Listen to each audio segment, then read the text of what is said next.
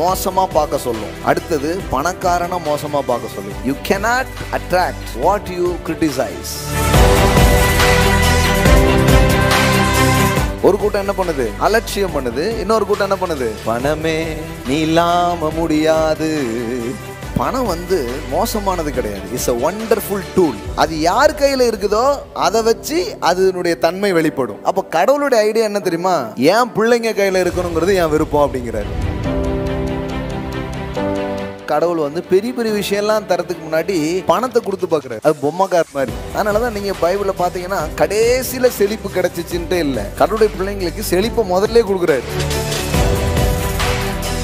இஸ்ரவேலர் கையில முதல்ல கொடுத்துட்டாரு, ஆபிரகாமுக்கு முதல்ல கொடுத்துட்டாரு. நான் நல்லா பாத்துக்கணும், நீங்க பணத்தை வச்சிருக்கீங்களா, பணம் உங்களை வச்சிருக்கா அப்படின்ட்டு. ஆள் கொஞ்சம் கரெக்டா ஹேண்டில் பண்ணுதுன்னா கடவுள் சொல்றாரு, நான் தேர்ன ஆள் நீ தான், கொஞ்சத்துல உண்மையா இருந்தேன்னா நான் உன்னை அநேகத்துக்கு அதிகாரி ஆக்கிடுவேங்கிறார். ஒருத்தன் பணக்காரனா இருந்தாலே அது நல்ல விதத்தில் இருக்க முடியாதுங்கிற ஒரு எண்ணம் இருக்கு உள்ள. வேதவசனம் சொல்லுது, உண்மையுள்ள மனிதன் பரிபூர்ண ஆசீர்வாதங்களை பெறுவான். இவங்க என்ன சொல்றாங்க? உண்மையா இருந்தா எங்க பிரதர் முன்னேற முடியும், இப்படியே சொல்லி வாழ்றாங்க. கடவுளோடு தொடர்பு கொண்டு செல்வத்தில் வாழுங்கள் அப்படின்னு சொல்றதுதான் செய்தி. நீங்க எதை வாழ்த்துறீங்களோ அதை வசீகரிப்பீங்க. நீ நல்லா இருக்கியா, அங்க இருந்தா வந்திருக்குது, எனக்கும் தருவா. இதுதான் பாருங்க செல்வத்தை ஈர்க்கிற சிந்தனையாக இருக்கிறது. பணத்தையும் திட்டாத, பணக்காரனையும் திட்டாத. ஏன்னா நீ திட்டுறது எதுவும் உங்ககிட்ட வராது. we are not physical. இங்க ஒரு ஸ்பிரிச்சுவல் வயரிங் இருக்கு. ஆவிக்குரிய ஃப்ரீக்வன்சி, அலைவரிசைங்கிற ஒன்று இருக்குது.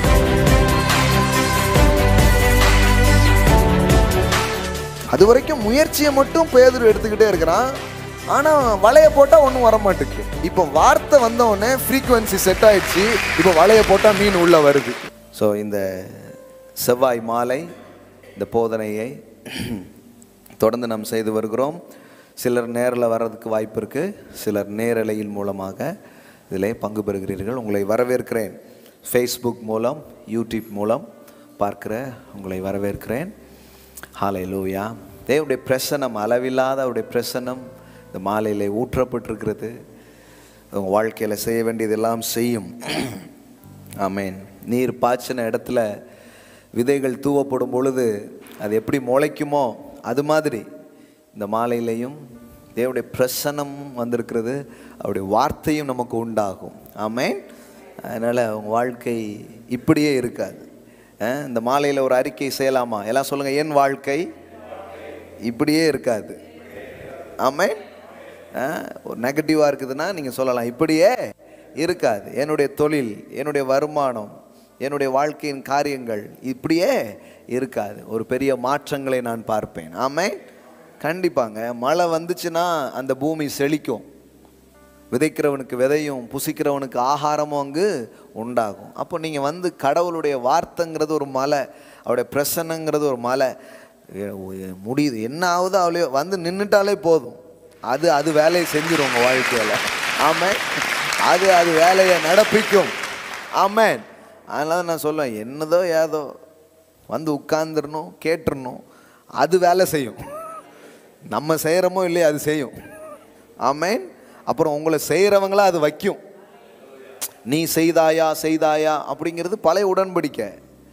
நான் உனக்குள்ள இறங்கி நான் செய்ய போறேங்கிறது தான் புதிய உடன்படிக்கை. ஆமேன். அப்படிதான் சொல்லியிருக்கிறார். முதல்ல எழுதி கொடுத்தாரு, இப்போ சொல்லிட்டாரு அது வேலைக்கு ஆகலப்பா, அதனால நானே உள்ள இறங்கி உன் இருதயத்தில் எழுதி என் ஆவியை உன் மேலே வச்சு நீ என்ன பண்ணுமோ அதை நான் பண்ண வைக்கிறேன் அப்படின்ட்டு. ஹல்லேலூயா. அதனால தான் துதி கன மகிமை எல்லாம் உமக்கே அப்படின்னு ஏன் சொல்கிறோம்னா, நான் ஒன்றும் பண்ணலை சுவாமி, எல்லாம் நீங்கள் தான் பண்ணிட்டீங்க. புரியுதா உங்களுக்கு? நிறைய பேருக்கு கிறிஸ்தவ வாழ்க்கையில் ஒரு பெருமை இருந்துக்கிட்டே இருக்கு. எப்போ பார்த்தாலும் எங்கள் பரிசுத்தம், எங்கள் உபவாசம், எங்கள் கண்ணீர், எங்கள் ஜெபம் அப்படிங்கிறது. ஆனால் நீங்கள் இந்த சத்தியத்தை புரிஞ்சுக்கும் போது உங்களுக்கு பெருமை வராது. ஏன்னா இங்கே என் சாமர்த்தியம், என் கைபலன் கிடையாது. அவருடைய ஆவி, அவருடைய வார்த்தை, அவருடைய பிரசனம் என்ன அது உயர்த்துகிறது. ஆமேன். அதுதான் காரியம் பாருங்க. அதனால பயப்படாதீங்க, நம்பிக்கை உண்டு. அவ்வளோதான் அப்படின்னு நினைக்காதீங்க. நீங்கள் வந்து உட்கார்ந்தா போதும், வார்த்தை உள்ளே போகும், அவருடைய ஆவி ஊற்றப்படும். அதில் மட்டும் கொஞ்சம் கவனம் செலுத்திகிட்டே இருந்தால் போதும், கேட்டுக்கிட்டே இருந்தால் போதும், அந்த மலையில் நனைஞ்சிட்டே இருந்தால் போதும். வாஷ் பண்ண வேண்டியதெல்லாம் வாஷ் பண்ணிவிடும். ஆமேன். கழுவ வேண்டியதெல்லாம் கழுவிடும், நீக்க வேண்டியதெல்லாம் நீக்கும், வர வேண்டியதெல்லாம் அது வர வைக்கும். ஆமேன். சொன்னார், என் உபதேசத்தினாலே நீங்கள் எப்படி இருக்கிறீங்க? பரிசுத்தமாக இருக்கிறீங்க அப்படின்னார். அப்படின்னா என்ன அர்த்தம்னா, ஜீசஸ் உடைய வேர்டு கேட்டுகிட்டே இருந்தால் அந்த வேர்டே நம்மளை ஹோலி ஆக்குது. ஆமேன். எல்லாம் சொல்லுங்க, வார்த்தையே என்னை பரிசுத்தமாக்கும், வார்த்தையே என்னை சுகமாக்கும், வார்த்தையே எனக்கு செழிப்பை கொண்டு வரும், வார்த்தையே எனக்கு நம்பிக்கை கொண்டு வரும். ஆமேன். அதனால தான் வேதவசனம் சொல்லுது, அவர் அவருடைய வசனத்தை அனுப்பி அவர்களை குணமாக்கி. அதான் அவருடைய வார்த்தையை அனுப்புறாரு. ஒரு வியாதியா இருக்கிற ஒரு ஆள் அதை கேட்டுக்கிட்டே இருக்கிறாரு, டக்குன்னு பார்த்தா பாடிலாம் ஹீல் ஆயிடுது. ஆமேன். அவ்விதமான சுகத்தை நீங்கள் பெறுவீர்கள், அவ்விதமான பலத்தை நீங்கள் பெறுவீர்கள். ஆமேன். பரிசுத்தமும் அப்படிதான். வார்த்தையை கேட்டே இருக்கிறீங்க, வார்த்தை உள்ள செல்ல செல்ல தெய்வீக சுபாவங்கள் உங்களை நிரப்ப ஆரம்பிக்கிறது. ஆமேன். அதனாலதான் வசனம்தான், கடவுளுடைய பிரசனமும் அவருடைய வார்த்தையும் இடைவிடாமல் ஒரு நபர் கேட்டுகிட்டே இருந்தாலே போதும். வேற எது அது பண்ணிட்டே இருந்தாலே போதும். டிகாஷன் மாதிரி இருக்குது லைஃபு. பாலை ஊற்றிக்கிட்டே இருக்கேங்கிறேன் நான். ஒரு நாள் பாருங்க, டிகாஷன் எங்கே போச்சுன்னே தெரியாது, பாலா வெள்ளை வெள்ளேன்னு ஆயிரும். ஆமாம். நம்ம என்ன பண்ணிக்கோம், டிகாஷனாக இருக்க, டிகாஷன் மாதிரி கருப்பாக இருக்குது, டிகாஷன் மாதிரி ஊற்றுங்க, ஊற்றிக்கிட்டே இருங்க. முதல்ல பார்த்தீங்கன்னா பால் ஊற்றுன பால் எங்கே அப்படிங்கிற மாதிரி தான் இருக்கும். ஏன்னா டிகாஷன் ஜாஸ்தியாக இருக்குது. பார்த்தீங்களா நீங்கள்? அதில் வேறு இதில் தண்ணியை கலந்து வேறு ஊற்றிருப்போம். அதனால தான் சில நேரத்துக்கு பிரசங்கம் கேட்டோமே, அம்மா கேட்ட பிரசங்கம் எங்கே போச்சு, போன கூட்டத்துக்கு விடையே தெரியலையே அப்படிங்கிற மாதிரி தான் இருக்குது சில நேரம், இல்லையா? பார்த்தா அப்படியே தானே இருக்குது, ஒன்றுமே மாறலையே அப்படிங்கிற மாதிரி இருக்குது. இல்லை, ஒரு சர்டன் லெவலில் ஒரு எஃபெக்ட் நடந்திருக்கு. ஏமேன். நம்புங்க. ஏன்னா நீங்கள் கேட்டது தேவனுடைய வார்த்தை, அது வெறுமனையாய் திரும்பாது, அது அனுப்பின காரியம் ஆகும்படி வாய்க்கும் என்று எழுதப்பட்டிருக்கிறது. ஏமேன். அப்புறம் இன்னும் கொஞ்சம் ஊற்றுங்க. பார்த்தீங்கன்னா லேசாக ஒரு மாதிரி ப்ரௌனிஸாக தெரிய ஆரம்பிக்கும். பார்த்துக்கிங்களா? பிளாக்லேருந்து எங்கே வரும், அப்படியே ப்ரௌனாக வரும். அப்போவுமே தெரிஞ்சுக்கோங்க, ஆஹா ஏதோ ஒன்று நடக்க ஆரம்பிக்கும், இன்னும் கொஞ்சம் நல்லா ஊற்றுவோம். ஊற்றணும். அப்புறம் பார்த்தீங்கன்னா அப்படியே ஆகி ப்ரௌன் அப்படியே கொஞ்சம் இதாகவும், லைட் ப்ரௌனாகவும், அப்புறம் அப்படியே ஒயிட்டாகவும், கடைசியில் பார்த்தீங்கன்னா டிகாஷன் எங்கே போச்சுன்னே தெரியாது, அந்த அளவுக்கு வெள்ளை வெள்ளேன்னு ஆயிரும். அவரும் அதான் சொன்னார், அது செக்க செவேர்னு இருந்தானே, உறைந்த பனியை போல நான் அதை வெண்மையாக மாற்றுவேன் அப்படின்ட்டு. ஆமேன். ஆமாம். ரெட்டாக இருக்கிறதெல்லாம் ஒயிட் ஆக்கிடுவேன்ட்டார். அதனால் பிளாக்காக இருக்கிறதெல்லாம் அவர் என்ன பண்ணுவார், வெண்மையை போல் அவர் மாற்றுகிற தேவன். ஆமேன். நம்ம ஆளுகள் இதை சொல்லி கொடுக்க போல என்ன சொல்லி கொடுத்துட்டாங்க, நீ கரெக்டாக இருந்தா வா அப்படின்ட்டாங்க. ஏற்கனவே நான் பால் மாதிரி இருந்தால் நான் வர வேண்டிய அவசியமே கிடையாது. நான் டிகாஷன் மாதிரி தான் இருக்கிறேன். சிலர் பார்த்து சொல்லுவாங்க இல்லையா, பால் குடிச்சு வளர்ந்த மாதிரி தெரியலையே, டிகாஷன் குடிச்சு வளர்ந்த மாதிரிலாம் இருக்கான்ட்டு. அவ்வளோ கருப்பாக இருப்பேன். உனக்கு பாலை கொடுத்தாங்களா இல்லை டிகாஷனை கொடுத்தாங்களாங்கிற மாதிரி இருக்கும். அதனால் கிறிஸ்தவ வாழ்க்கைங்கிறது கடினமாக ஏதோ ஐயோ அப்படிங்கிற மாதிரி யோசிக்காதீங்க. நீ வரணும், அவர் சத்தத்தை கேட்டே இருங்க, ஜெபம் பண்ணிட்டே இருங்க, பிரசன்னத்தை கேட்டே இருங்க, கத்தரை தூச்சிக்கிட்டே இருங்க. இப்படி வர வர நீங்கள் பார்த்தீங்கன்னா உங்களுக்கே தெரியாமல் அது அப்படியே முளைச்சி அது அப்படியே வளர்ந்துருக்கிறத நீங்கள் பார்க்க ஆரம்பிப்பீங்க. ஆமேன். இது எப்படி தெரியுமா சொல்கிறாங்க பாருங்க, விதைத்தவன் தூங்கலாம், விதைகள் தூங்குவதில்லை. ஆமேன். நீங்கள் பாட்டுக்கு விதைச்சிட்டே போங்க. ஒவ்வொரு ஞாயிறும் விதைங்க, செவ்வாய் விதைங்க, மற்ற நாட்கள்லாம் விதைச்சிக்கிட்டே இருங்க. கடவுளுடைய பிரசனமோடைய வார்த்தையும் உள்ளே போக போக அது எல்லா நெகட்டிவையும் பாசிட்டிவாக மாற்றும், எல்லா எதிர்மறை காரியங்களையும் நேர்மறையாக அது மாற்றும், எல்லா பாதகங்களை அது சாதகங்களாக மாற்றும். ஆமேன். அவ்வளோதான். பாருங்களேன், இது பண்ணணும். எதுவுமே என்னென்னா கொஞ்சம் தொடர்ந்து பண்ணணும், அவ்வளோதான். பல ஸ்டேஜஸ் இருக்குது, பல விதமான நிலைகளில் தான் அது வேலை செய்யுது. ஆனால் சிலருக்கு என்ன நினச்சிட்றாங்க, ஒன்றுமே தெரியலையேன்னு விட்டுருதாங்க. Never give up. ஆமென். இந்த மாலையில் சொல்ல விரும்புகிறேன், விட்டு விடாதிருங்கள். நீங்கள் மாற்ற வேண்டாம், கடவுளுடைய வார்த்தை உங்களை மாற்றும். ஆமென். மார்க்கு சுவிசேஷம் பாருங்கள், அதில் இதை ரொம்ப அழகாக இயேசு தன்னுடைய போதனையிலே கொண்டு வருகிறார். மார்க்கு சுவிசேஷம் 4ஆம் அதிகாரம். இந்த மாற்றங்கிறது சில நேரம் உங்களுக்கே தெரியாமல் நடக்கும். உங்களுக்கே தெரியாமல் நடக்கும். நீங்கள் நம்மளா இப்படி மாறணும் அப்படின்னு உங்களுக்கே ஆச்சரியப்படுற மாதிரி நடக்குமா? அப்படி தான் சொல்லியிருக்கு பாருங்க. மார்க் சுவிசேஷம் 4ஆவது அதிகாரம் 26 27 பாருங்க. பின்னும் அவர் அவர்களை நோக்கி, தேவனுடைய ராஜ்யமானது ஒரு மனுஷன் நிலத்தில் விதையை விதைத்து இரவில் தூங்கி, விதையை விதைச்சிட்டு போயிட்டு என்ன பண்ணிட்டான், ஆள் தூங்கிட்டான். பிரசங்கத்தை கேட்டீங்க, ஆராதிச்சிங்க, வார்த்தைகள் உள்ள போச்சு, போயிட்டு என்ன பண்ணிட்டீங்க, தூங்கிட்டீங்க.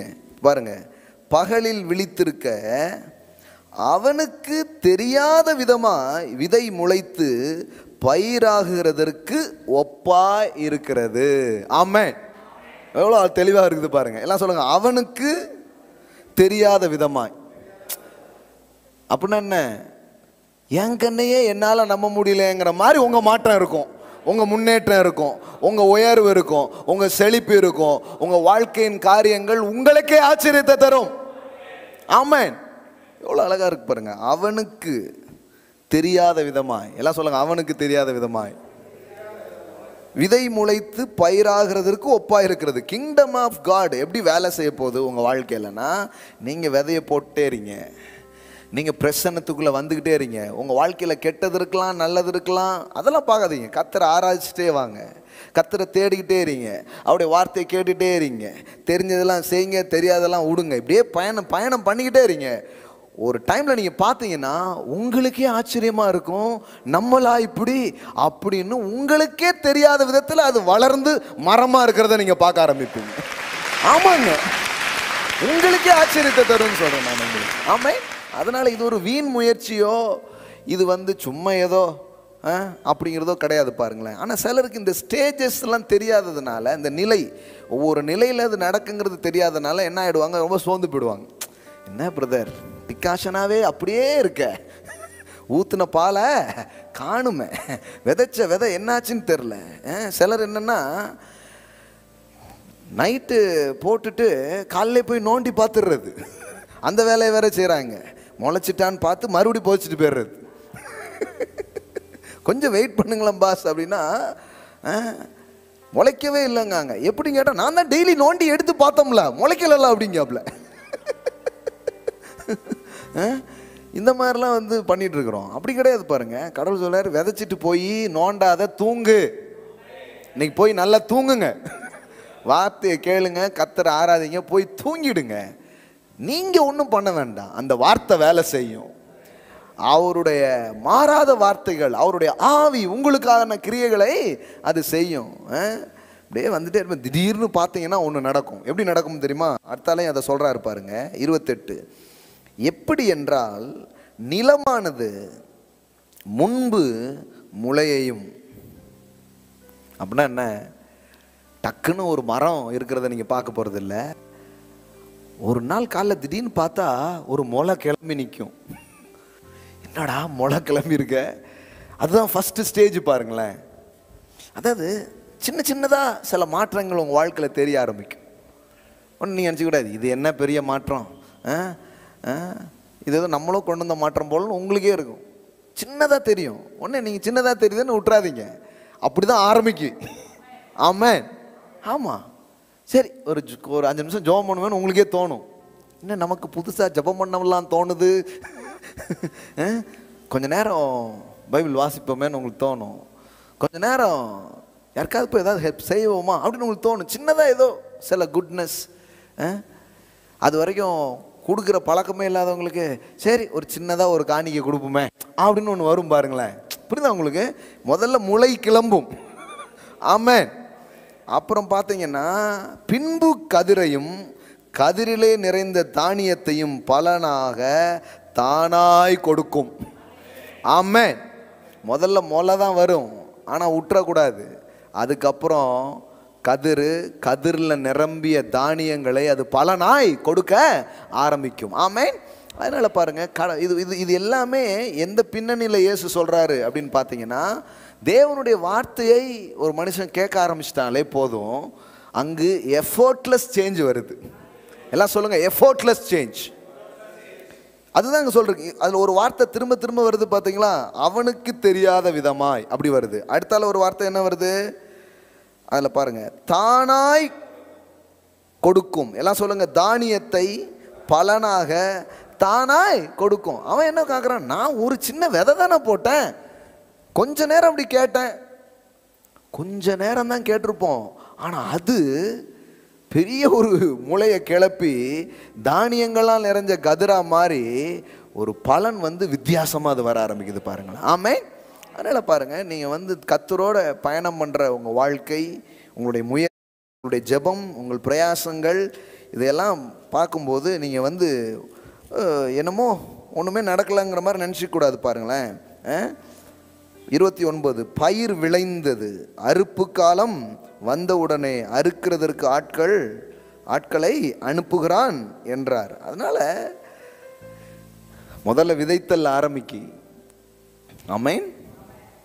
அதுக்கப்புறம் விதை என்ன ஆகுது, முளையா மாறுது, அப்புறம் கதிரா மாறுது, அப்புறம் ஒரு நாள் அது ஹார்வெஸ்ட் ஆகிடுது. கடவுள் சொல்கிறாரு, இப்படி தான் என் ராஜ்யம் செயல்படுதுங்கிறார். ஆமென். அப்போ நீங்கள் எந்த காரியத்தை குறித்தும் நீங்கள் புரிஞ்சுக்கணும். ஒரு ஸ்டேஜ் இருக்குது, அது விதைக்கிறது, அப்புறம் கொஞ்ச நாள் வெயிட் பண்ணும்போது முளை கிளம்பும், அடுத்தால கதிர், அதுக்கப்புறம் பார்த்தா அறுவடை அப்படிங்கிற ஒரு நிலைக்கு நீங்கள் போக ஆரம்பிப்பீங்க. எல்லாம் சொல்லுங்கள், என் வாழ்க்கை அப்படியே இருக்காது. என்னுடைய தொழில், என்னுடைய ஆவிக்குரிய வாழ்க்கை, என்னுடைய பொருளாதார வாழ்க்கை அப்படியே இருக்காது. ஆமென். நான் விதைக்கிறேன், நான் பெரிய அறுவடையை பார்ப்பேன். ஆமென். நீங்கள் போட்டே வாங்க, லைட்டாக சின்ன சின்னதாக போடுங்க, ஒன்றும் பெருசாக இல்லை. ஆனால் அந்த சிறிய விதைக்குள்ளே ஒரு மரம் ஒளிந்திருப்பது போல், ஒரு சிறு விதைக்குள்ளே ஒரு காடே ஒளிந்திருக்கிறது அப்படிங்கிறதான் உண்மை. முதல்ல மரம் தான் வரும், அப்புறம் அந்த மரத்தில் நிறைய பழம் இருக்குது, அந்த பழத்துக்குள்ளே என்ன இருக்குது, நிறைய விதைகள் இருக்குது. அப்படி பார்த்தா ஒரு விதைக்குள்ளே என்ன இருக்குது, காடே இருக்குங்க. ஆமாம், ஒரு விதைக்குள்ளே என்ன இருக்குது. ஆனால் நீங்கள் இப்போ விதையை காமிச்சிக்கிட்டு இதுக்குள்ளே காடே இருக்குன்னா இங்கே கொஞ்சம் பேர் என்ன சொல்லுவாங்க, எங்கே பிச்சு காட்டுங்க, பிச்சு காட்டினா தான் நாங்கள் என்ன பண்ணுவோம், நம்புவோம். வசனத்தை கேளுங்க, பிரசன்னத்தில் இருங்க, அதுவே மாற்றும்னா அது எப்படிங்க, சான்ஸே இல்லைங்க. எங்கேயும் போனாலும் இது தீராதுங்க. அப்படி யோசித்துட்டோன்னா அப்படியே போயிடும். கடவுள் சொல்றாரு, இல்லை கொஞ்சம் உள்ள ஏற்றிப்பார், இது கொஞ்சம் உள்ளே போட்டோம், தேவையற்றதெல்லாம் நிறைய இருக்குதே, அதை பற்றிலாம் கவலைப்படாதீங்க, இது உள்ளே போக போக எல்லாம் வெளியில் போயிடும். ஆமென். நம்முடைய இது என்னன்னா, நிறைவானது வரும்பொழுது குறைவானது ஒளிந்து போகும். ஆமென். எல்லாம் சொல்லுங்க, நிறைவானது வரும்பொழுது குறைவானது ஒளிந்து போகும். நீங்கள் கவலைப்பட்டே இருக்கிறாதீங்க, நிறைய பலகீனங்கள் இருக்க, நிறைய காரியங்களில் நான் சரியில்லையே, நிறைய விஷயங்கள் அப்படியே இருக்க அப்படின்னு நினைக்காதீங்க. இந்த நிறைவு, இதுதான் கடவுளுடைய வார்த்தை, அவருடைய பிரசன்னம், அவரை குறித்த அறிவு, ஆவிக்குரிய நல்ல தொடர்புகள், ஆவிக்குரிய நல்ல சிந்தனைகள், இதை உள்ள இம்போர்ட் பண்ணிக்கிட்டே வாங்க. இதை இம்போர்ட் பண்ண பண்ண பண்ண பண்ண பண்ண வெளியேற வேண்டியதெல்லாம் என்ன ஆகிடும், வெளியில் போயிடும். கடைசியில் பார்த்தா இதனாலேயே உங்கள் வாழ்க்கை நிரம்பி இருக்கும். ஆமென். நல்ல மனுஷன் தன் இருதயமாகிய பொக்கிஷ சாலையிலிருந்து நல்லதை எடுத்து காட்டுக்கிறாங்கிற மாதிரி உங்கள் வாழ்க்கை என்ன ஆகிடும், நல்ல விஷயத்தினால் நிரம்பின ஒரு வாழ்க்கையாக மாறிடும். ஆமென். இது பாருங்கள், படிப்படியாக நடக்குது, கண்டிப்பாக நடக்குது. ஆனால் நம்ம ஆட்கள் பார்த்தீங்கன்னா இந்த மாதிரி ஒரு கிங்டம் வேலை மாற்றங்களை விரும்ப மாட்டாங்க. அவங்க என்ன நினைக்கிறாங்கன்னா, இப்படிங்கிறதுக்குள்ள எல்லாமே மாறணும் அப்படின்னா அப்படி நடக்கிறது இல்லை பாருங்களேன். இப்படிங்கிறதுக்குள்ள ஒரு குழந்தை பிறக்கலை, 10 மாதம் ஆகுது, ஜீசஸுக்கே 10 மாதம் ஆகுதே, நான் தெய்வீக குழந்தை 2 மாதத்துலேயே வந்துடுறேன் அப்படின்னு வரல பாருங்க. 10 மந்த்தில் தான் அவர் என்ன பண்ணுறாரு, பிறக்கிறார். 10 மாதத்தில் தான் அவர் பிறக்கிறார். அதனால் மாற்றங்கள் நிச்சயமாகவே சாத்தியம், மாற்றங்கள் நிச்சயமாகவே காணக்கூடிய ஒன்றாகத்தான் அது இருக்குது. அதற்கான விதைகள் தூவப்பட்டு கொண்டே இருந்தால் போதும், நிச்சயமாகவே அது வர ஆரம்பிக்கும். ஆமென். அப்போ எல்லாத்துக்குமே ஒரு நிலை இருக்குது, ஒரு ஒரு ஒரு ப்ரோக்ரெசிவ் வேல சில காரியம் என்ன பண்ணும், நடக்கும். அதனால தான் வேதவசனம் சொல்லுது, நீங்கள் விசுவாசத்தோடும் பொறுமையோடும் ஒரு சில காரியத்தை என்ன பண்ணுங்க, பண்ணி பாருங்க. அப்படி பண்ணி பார்த்தீங்கன்னா கண்டிப்பாக ரிசல்ட் உண்டுன்னு இருக்கு. ஆமென். சிலர் லேசாக பார்க்குறது, அதுக்கப்புறம் அப்படி விட்டுருவாங்க. அப்படி விடக்கூடாது, தொடர்ந்து பண்ணி பாருங்கள், வார்த்தையை கேட்டு பாருங்கள், கர்த்தரை தேடி பாருங்கள். சில காரியங்களுக்காக நீங்கள் இன்னும் ஆண்டவர்கிட்ட ஜெபம் பண்ணி பாருங்கள், இன்னும் சில முயற்சிகளை நீங்கள் எடுத்து பாருங்கள். இது எதுவுமே வீணாக போகவே போகாது. அப்போ அங்கே என்ன போட்டிருக்குது, அவனுக்கு தெரியாத விதமாக அது என்ன பண்ணுது, முளைக்குது. அப்போ விதைக்கிற அந்த மனுஷனுக்கு அறுவடை காலம் என்கிற ஒன்று நிச்சயமாகவே உண்டு. ஆமென். எல்லாம் சொல்லுங்க, விதைக்கிற எனக்கு அறுவடை காலம் உண்டு. ஆமென். எஸ். சரி, இன்னும் டீப்பாக போய் பார்த்தீங்கன்னா கடவுள் இப்போ சிலர் ஐயா விதைக்கிறவனுக்கு அறுவடை உண்டுன்னா என்கிட்ட விதையே இல்லையே அப்படிங்கிறாங்க. அதனால தான் வேதவசனம் சொல்லுது, விதைக்கிறவனுக்கு விதையும் கொடுக்குறாராம். ஆமென். கடவுள் ஜீரோவில் செயல்படுறதுக்கு ரெடியாக இருக்கிறார். அப்படியா, நானே விதையை தரேன் அப்படிங்கிறார். ஆமென். நான் சிலருக்கு ரொம்ப கஷ்டப்படுவாங்க, ஆஃபரிங் கொடுக்குறதுக்கே காசு இல்லைன்னு இருக்கிறாங்க. நான் அவங்களுக்கு காசு கொடுத்து நீங்கள் ஆஃபரிங் கொடுங்க அப்படின்னு சொல்லியிருக்கிறேன் நான். ஆமாம், சில என்ன சொல்லியிருக்காங்க, ஆஃபரிங் கொடுத்து கூட காசு இல்லைங்கன்ட்டு. கவலைப்படாதீங்க, நான் விதையை தரேன் உங்களுக்கு, இந்த விதையிலேருந்து ஸ்டார்ட் பண்ணுங்க. ஆமென். விசுவாசமே இல்லைங்கிறாங்க. இயேசு உடனே என்ன பண்ணிட்டாரு, அப்படியா விசுவாசம் இல்லையா, அப்போ நீ வீட்டுக்கு போயிட வேண்டியதான் அப்படின்னாரா? விசுவாச தரேன் அப்படின்ட்டார்.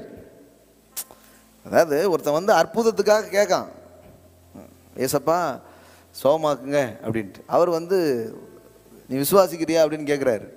அவன் சொல்கிறான், சுத்தமா இல்லை ஆண்டவரே, சுவாசிக்கிறேன் ஆனால் விசுவாசிக்க முடியவில்லை, அந்த ரேஞ்சில் தான் இருக்கிறான்.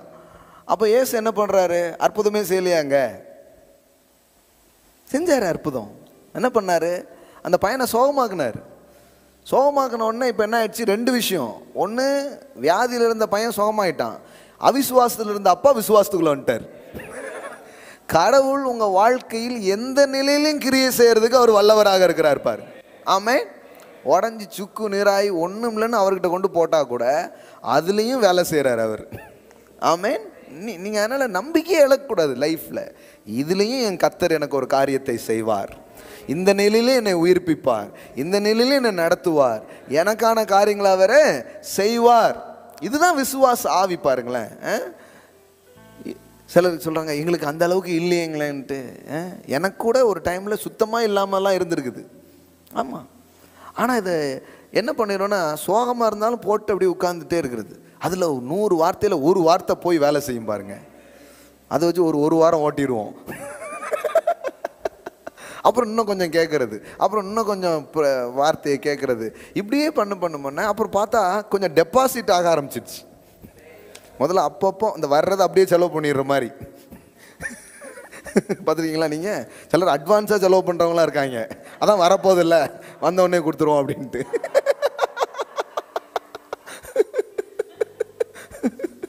ஆனால் அப்படிதான் இருந்துச்சு. அதுக்கப்புறம் பார்த்தா டெபாசிட் ஆக ஆரம்பிச்சிருச்சு. ஆஹா, வைப்பு நிதிலாம் வேற இருக்கு, விசுவாச வைப்பு நிதி. அப்புறம் இன்னும் அப்படியே பெருகி அப்புறம் எப்பமா தேவைன்னா எடுத்துக்கலாம் அப்படிங்கிற மாதிரி ஆயிடுச்சு. அப்புறம் என்ன ஆயிடுச்சுன்னா கொடுக்குற அளவுக்கு வந்துடுச்சு. ஆமென். இப்படி தான் நடக்குது. அதனால் நீங்கள் எடுத்த உடனே பெரிய ஆட்கள் போல நினச்சிடாதீங்க. இப்படி தான் வேலை செய்யுது, வெறுமையாக இருக்குது, வார்த்தை வருது, தொடர்ந்து அதில் ஒர்க் பண்ணிகிட்டே இருக்கும்போது அது ஒரு பெரிய ஹார்வெஸ்ட்டுக்கு நேராக உங்கள் வாழ்க்கையை எடுத்து போக ஆரம்பிக்கிறது. ஆமென். நான் தான் சொல்லுவேன், கிறிஸ்தவ வாழ்க்கைங்கிறது சும்மா ஏங்கி தவிக்கிற ஒரு வாழ்க்கையே கிடையாது. எதையெல்லாம் ஏங்குகிறோமோ அதையெல்லாம் பெற்றுக்கொள்ள முடியும். ஆமென். எதையெல்லாம் நாம் வாஞ்சிக்கிறோமோ அதையெல்லாம் கத்திடத்துலேருந்து என்ன பண்ண முடியும், நாம் பெற்று அனுபவிக்க முடியும். ஆனால் நாம் கொஞ்சம் அவர்கிட்ட வந்துட்டா போதும், முடியலைங்கிறயாவது சொல்லிடுங்க அவர்கிட்ட இன்னைக்கு காலைல கூட ஒரு இது கேட்டுட்டு இருந்தேன். அதாவது ஒருத்தர் நிறைய பேரை பேசுறதுக்கு தூண்டி விட்டாராம். அப்போ எப்படி தூண்டி விடுவாருன்னா, நீங்கள் பேசுங்க அப்படிம்பாங்களாம்.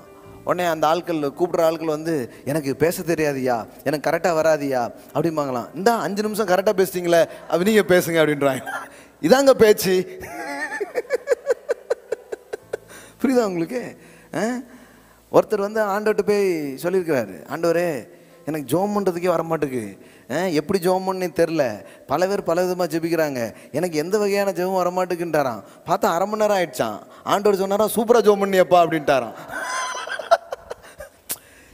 இதுக்கு பேர் தான் ஜெபம். புரியுதா உங்களுக்கு? நிறைய பேர் என்ன பண்ற, அதுதான் சொல்கிறேன், உங்களுடைய வீக்னஸ் எல்லாம் ஸ்ட்ரென்த்தாக மாறும். பாட்டு பாடணும் பாருங்க, ஒரு ப்ரொஃபெட்டிக் சாங் மாதிரி தான். உங்கள் பலவீனங்கள் எல்லாம் பலனா மாறும். ஏமேன்.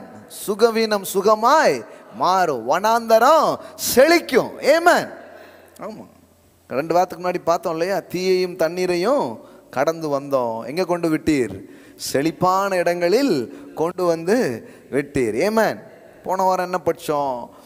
எப்படி நம்ம எல்லாத்துக்கும் உரிமையாளர்களாக கடவுள் நம்மளை வைத்திருக்கிறார். எல்லாத்துக்கும் மேலே நமக்கு என்ன இருக்குது? உரிமையும் அதிகாரமும் இருக்கிறது அப்படிங்கிறது என்ன பண்ணோம்? படித்தோம். ஓகே, ஸோ இன்றைக்கி கொஞ்சம் தொடருவோம். இவ்வளோ நேரம் பேசுனது ஒரு கொஞ்சம் முகவுரை போல. ஆமென்.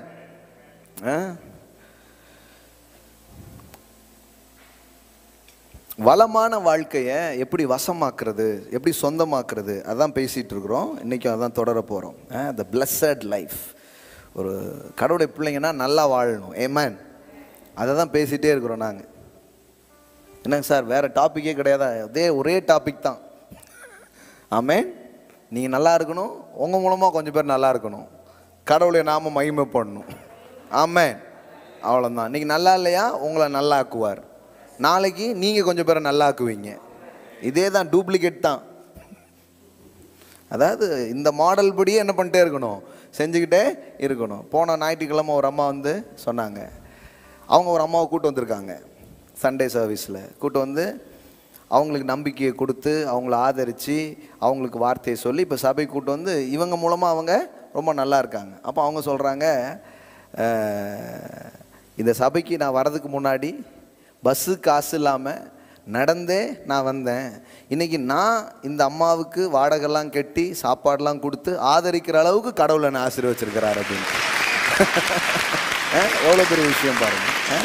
1 இல்லை 2 இல்லை, இந்த வாரத்தில் மட்டுமே நான் நிறைய சாட்சி கேட்டிருக்கிறேன். நாங்கள் காசு கஷ்டப்பட்டோம், இன்றைக்கி அவங்களுக்கெல்லாம் வாடகையை நாங்கள் தான் பே பண்ணோம் அப்படிங்கிறாங்க. ஆமென். அப்போது இந்த இடத்துல இப்படி ஒரு சிந்தனை, இப்படி ஒரு நம்பிக்கை, இப்படிப்பட்ட ஒரு அபிஷேகத்தை தேவன் வச்சிருக்கிறார்.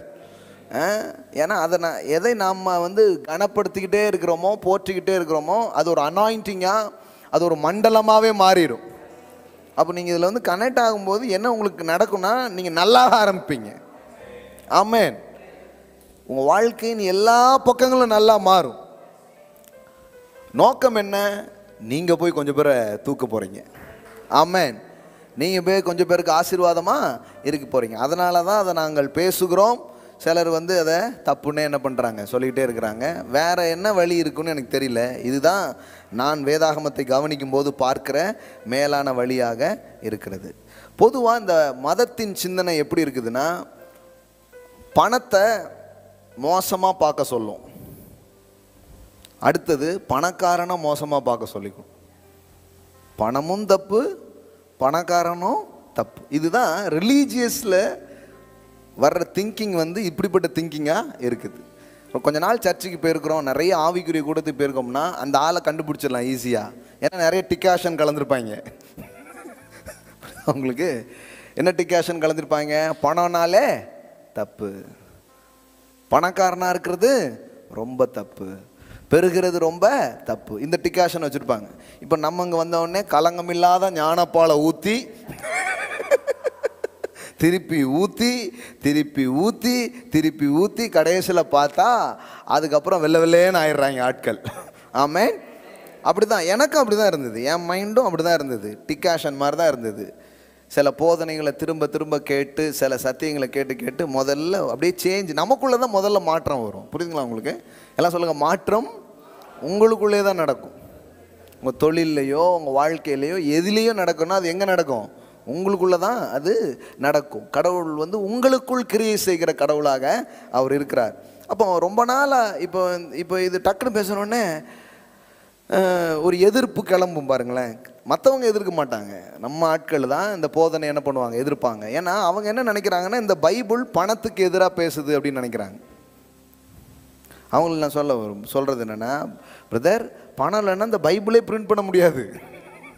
புரியுதா உங்களுக்கு? எந்த பிரிண்ட்லேயாவது எங்கேயாவது பிரிண்டிங் இதில் ஃப்ரீயாக அடிச்சு கொடுக்காங்களா பைபிள்? சிலர் நமக்கு ஃப்ரீயாக பைபிள் கொடுக்குறாங்க, அதுக்கு கூட காசு கட்டி பே பண்ணுறதுனால நமக்கு என்ன கிடைக்குது, சில பேருக்கு ஃப்ரீயாக கிடைக்குது. அப்போது பணத்தை பற்றி பைபிள் என்ன பண்ணலை, எங்கேயுமே தப்பாக சொல்லவே இல்லை. அது நம்ம தப்பாக புரிஞ்சுக்கிடுறோமே தவிர, வேதாகமத்தில் பணத்தை பற்றி தப்பான ஏதாவது வார்த்தை இருக்கா? உங்களுக்கு தெரிஞ்ச ஏதாவது இருக்கா?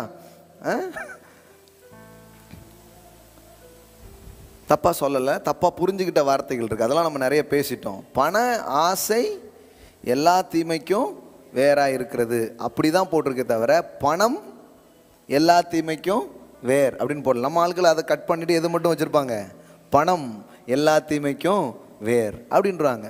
அப்போ பணம் ஒரு மோசமானது என்கிற எண்ணம் சபைகளுக்குள்ளே சென்ற அநேகருடைய உள்ளத்தில் ஆழமாக போயிருக்கிறதுனால, இவங்களுடைய சப்கான்சியஸில் என்ன இருக்கும்னா, இந்த பணம், தொழில், பிஸ்னஸ் இது குறித்து ஒரு எதிர்ப்பு உணர்வே உள்ளே இருக்கும்.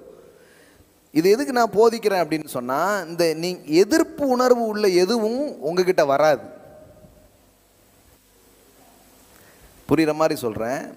You cannot attract what you criticise. நீங்கள் எதையெல்லாம் விமர்சித்து கொண்டே இருக்கிறீர்களோ அதை உங்களால் வசீகரிக்க முடியாது. எதையெல்லாம் நீங்கள் சிறந்ததாகவும் மேன்மையானதாகவும் கனமுள்ளதாகவும் என்றீங்களோ அதுதான் உங்ககிட்ட வரும். சில ப்ரீச்சர் என்கிட்ட சொல்லியிருக்கிறாங்க, எங்கள் ஊழியத்தில் செழிப்பு வரமாட்டுக்கு அப்படின்ட்டு. சில பிஸ்னஸ் மேனும் என்கிட்ட சொல்லியிருக்கிறாங்க. அப்போது அப்படி சொன்ன ப்ரீச்சர்ஸ்கிட்ட நான் கேட்பேன், நீங்கள் ப்ராஸ்பரிட்டியை பற்றி எந்த பிரசங்கம் பண்ணியிருக்கீங்க, செழிப்பை பற்றி ஏதாவது பிரசங்கம் பண்ணியிருக்கீங்களா அப்படின்னா, பேசுறதுக்கு கொஞ்சம் கூச்சமாக இருக்குது பிரதர், பேசுனா தப்பாக சொல்லியிருந்தாங்கல்ல, பேசுனா நம்ம மேலே முத்திரை குத்திராதீங்களா அப்படின்ட்டு. அப்போ எதை குறித்து பேச நீங்கள் வெட்கப்படுறீங்களோ, எதை குறித்து பேச நீங்கள் பயப்படுறீங்களோ, எதை குறித்து பேச உங்களுக்கு கூச்சமாக இருக்கோ அது உங்ககிட்ட வராது. ஹலோ?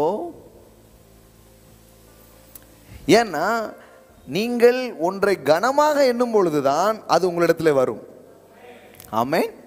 நான் சொல்றது ஒரு அடிப்படை பிரமாணத்தை சொல்றேன், அது எல்லா விதத்திலுமே பொருந்தும்.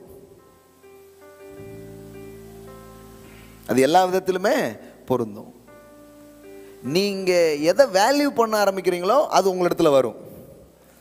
நீங்க வேல்யூ பண்ணாதது உங்ககிட்ட இருந்து என்ன பண்ண ஆரம்பிச்சிடும், போக ஆரம்பிச்சிடும். அதுக்காக பணத்தை கும்பிடணும், பணமே நீந்தான் அப்படி சொல்லலை. அது இன்னொரு எட்ஜி. உங்களுக்கு புரியுதுங்களா? ரெண்டு எட்ஜி இருக்கு. வச்சா குடும்பி அடிச்சா மொட்டைங்கிற மாதிரி ஒரு கூட்டம் அதை அலட்சியம் பண்ணிடுது, இன்னொரு கூட்டம் அதை ஆராதிக்கி. புரியுதுங்களா? ஒரு கூட்டம் என்ன பண்ணுது, அலட்சியம் பண்ணுது, இன்னொரு கூட்டம் என்ன பண்ணுது, பணமே நீ இல்லாம முடியாது அப்படின்னு.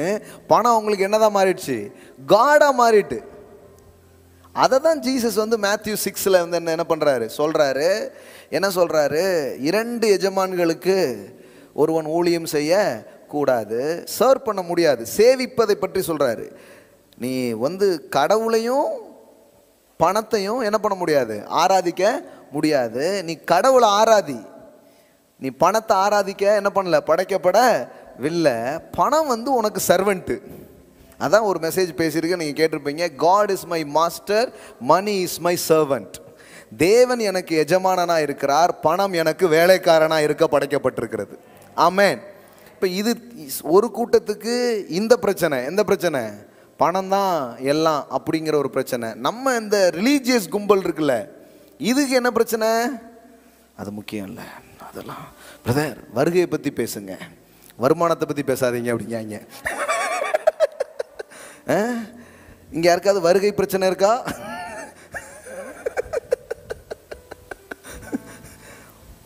எவ்வளோ கால்ஸ் வருது பாருங்க. இன்னைக்கு எனக்கு வந்து ப்ரேயர் ரெக்வஸ்ட்லாம் உங்களுக்கு காட்டுறேன் பாருங்கள். இந்த தம்பிமார்கள் வர கால் பாருங்கள், எல்லாம் பாருங்கள். ஏற்கனவே பண பிரச்சனையில் மக்கள் நிறைய இருக்கிறாங்க. அதுவும் இந்த லாக்டவுன் டைமில் ஏகப்பட்ட பேர் என்ன சொல்கிறாங்க, ஐயோ என்ன பண்ணே தெரிலைங்க, வைக்கலைங்க. அப்போ நம்ம கர்த்தர் எப்படி இந்த சமயத்தில் உதவி செய்கிறார், கர்த்தர் எப்படி நமக்கு இதில் வந்து அற்புதங்களை செய்கிறார், எப்படி நாம் செழிக்க முடியும், எப்போவுமே இப்படி சூழ்நிலைகள் மாறினா கூட நம்ம எப்படி நல்லா இருக்க முடியும்லாம் நம்ம என்ன பண்ணுறோம், போதிச்சுக்கிட்டே வர்றோம். ஏன்னா அதுதான் கடவுளுடைய திட்டமாக இருக்குது. கடவுளுடைய திட்டம் மனிதர்கள் குறைவில் வாழ்வது கிடையாது. ஆமென். குறைவில் இருந்த மக்களை செழிப்பான இடத்துக்கு கூட்டு போகிறது தான் கடவுளுடைய திட்டமாக இருக்குது. கரெக்டா? கடவுள் ஒருபோதும் தன்னுடைய ஜனத்துக்கு எதை வைக்கலை, பஞ்சத்தை வைக்கலை, பட்டினியை வைக்கலை, குறைவை வைக்கலை. அப்போ இந்த பக்கம் பணம் வந்து கடவுள் மாதிரி பார்க்கப்படுது, இந்த பக்கம் பணம் என்ன ஆகிடுது, ஒன்றுமே இல்லைன்ட்டு. அதனால் பார்த்தீங்கன்னா ஸ்பிரிச்சுவல் பீப்புள், ஆவிக்குரிய மக்கள்னு சொல்கிறவங்க கிட்ட நிறைய பேர்கிட்ட என்ன இருக்க மாட்டேக்கு, காசு லேது டப்பு லேது அப்படின்னு என்ன பண்ணுறாங்க, இருக்கிறாங்க. அப்போ நம்ம புரிஞ்சுக்கணும், என்ன புரிஞ்சுக்கணும்னா பணம் வந்து மோசமானது கிடையாது. It's a wonderful tool. Amen. எல்லாம் சொல்லுங்க, பணம் என்பது ஒரு அற்புதமான கருவி. பணம் மோசமோ நல்லதோ அப்படிங்கிறதுலாம் இல்லை. பணங்கிறது ஒரு மெட்டீரியல், அது வந்து ஒரு நியூட்ரலாக இருக்குது. அது யார் கையில் இருக்குதோ அதை வச்சு அதனுடைய தன்மை வெளிப்படும். புரியுதா? இப்போ இங்கே ஒரு 100 கோடி கிடக்குன்னா ஊரே கெடுக்கணுங்கிற ஒரு புத்தி உள்ள ஒரு ஆள் கையில் அது கிடைக்கணும் வைங்களேன், என்ன ஆகும்? 100 கோடியை வச்சு தானும் கெடுத்து ஊரையும் கெடுப்பான். அதே நம்ம அமுல் பிரதர் கையில் கிடைக்கணும் வைங்க, என்ன ஆகும்? என்னங்க ரவி பிரதர் கையில் கிடைச்சா என்ன ஆகும்? என்னங்க என்ன ஆகும்? 100 கோடியா அப்படின்றீங்களா?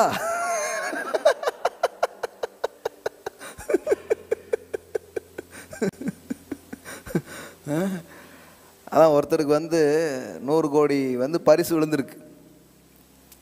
அந்த நேரம் தான் அவர் ஹார்ட் ஆப்ரேஷன்லாம் முடிச்சுட்டு வந்திருக்காரு. அப்போ டாக்டர் சொல்லியிருக்காரு, சந்தோஷமானதோ என்ன பண்ணக்கூடாது, அவர் சொல்லக்கூடாது, மெதுவாக தான் சொல்லணுன்னு இருக்காங்க. அப்போ அந்த பாஸ்டர்கிட்ட சொல்லி அனுப்பி விட்ருக்காங்க, பக்குவமாக சொல்லுங்கன்ட்டு. அவர் வந்து சொல்லியிருக்காரு, இப்போ இந்த மாதிரி வந்து ஒரு உதாரணத்துக்கு வச்சுக்கோங்களேன், ஒரு 10 லட்ச ரூபா உங்களுக்கு இப்போ கிடைக்கணும், என்ன பண்ணுவீங்க அப்படின்னு இருக்காரு. 10 லட்சம் தான் கிடைச்சா என்ன பண்ணுவேன், நான் வந்து இது பண்ணுவேன் அதுன்னு இருக்கார். பரவாயில்லையே இவர் அசாராமல் இருக்கார அப்படின்ட்டு, சரி ஒரு 1 கோடி ரூபா கிடைச்சா என்ன பண்ணுவீங்க அப்படின்னு இருக்கார். உடனே அவர் வந்து 1 கோடி ரூபா கிடைச்சிருந்தா இந்த வீட்டெல்லாம் கொஞ்சம் சரிப்படுத்துவேன் அப்படின்னு இருக்காரு. பரவாயில்லையே ஆள் ஓரளவுக்கு இதாகிட்டு இருக்கான்னு இவர் இப்படி நோண்டிகிட்டே இருந்திருக்காரு. இவரும் டென்ஷன் ஆகிட்டே இருக்கிறாரு. யார்? ஆப்ரேஷன் முடிச்ச ஆள். கடைசியில் என்ன பண்ணியிருக்காரு, சரி பிரதர் உங்களுக்கு ஒரு 100 கோடி ரூபா இப்போ இருந்துச்சுன்னா என்ன பண்ணுவீங்கன்ட்டு, உங்களுக்கு பாதியை கொடுத்துட்றேன் அப்படின்ட்டாரு. அப்புறம் அவர் நெஞ்சை பிடிச்சிட்டாராம்.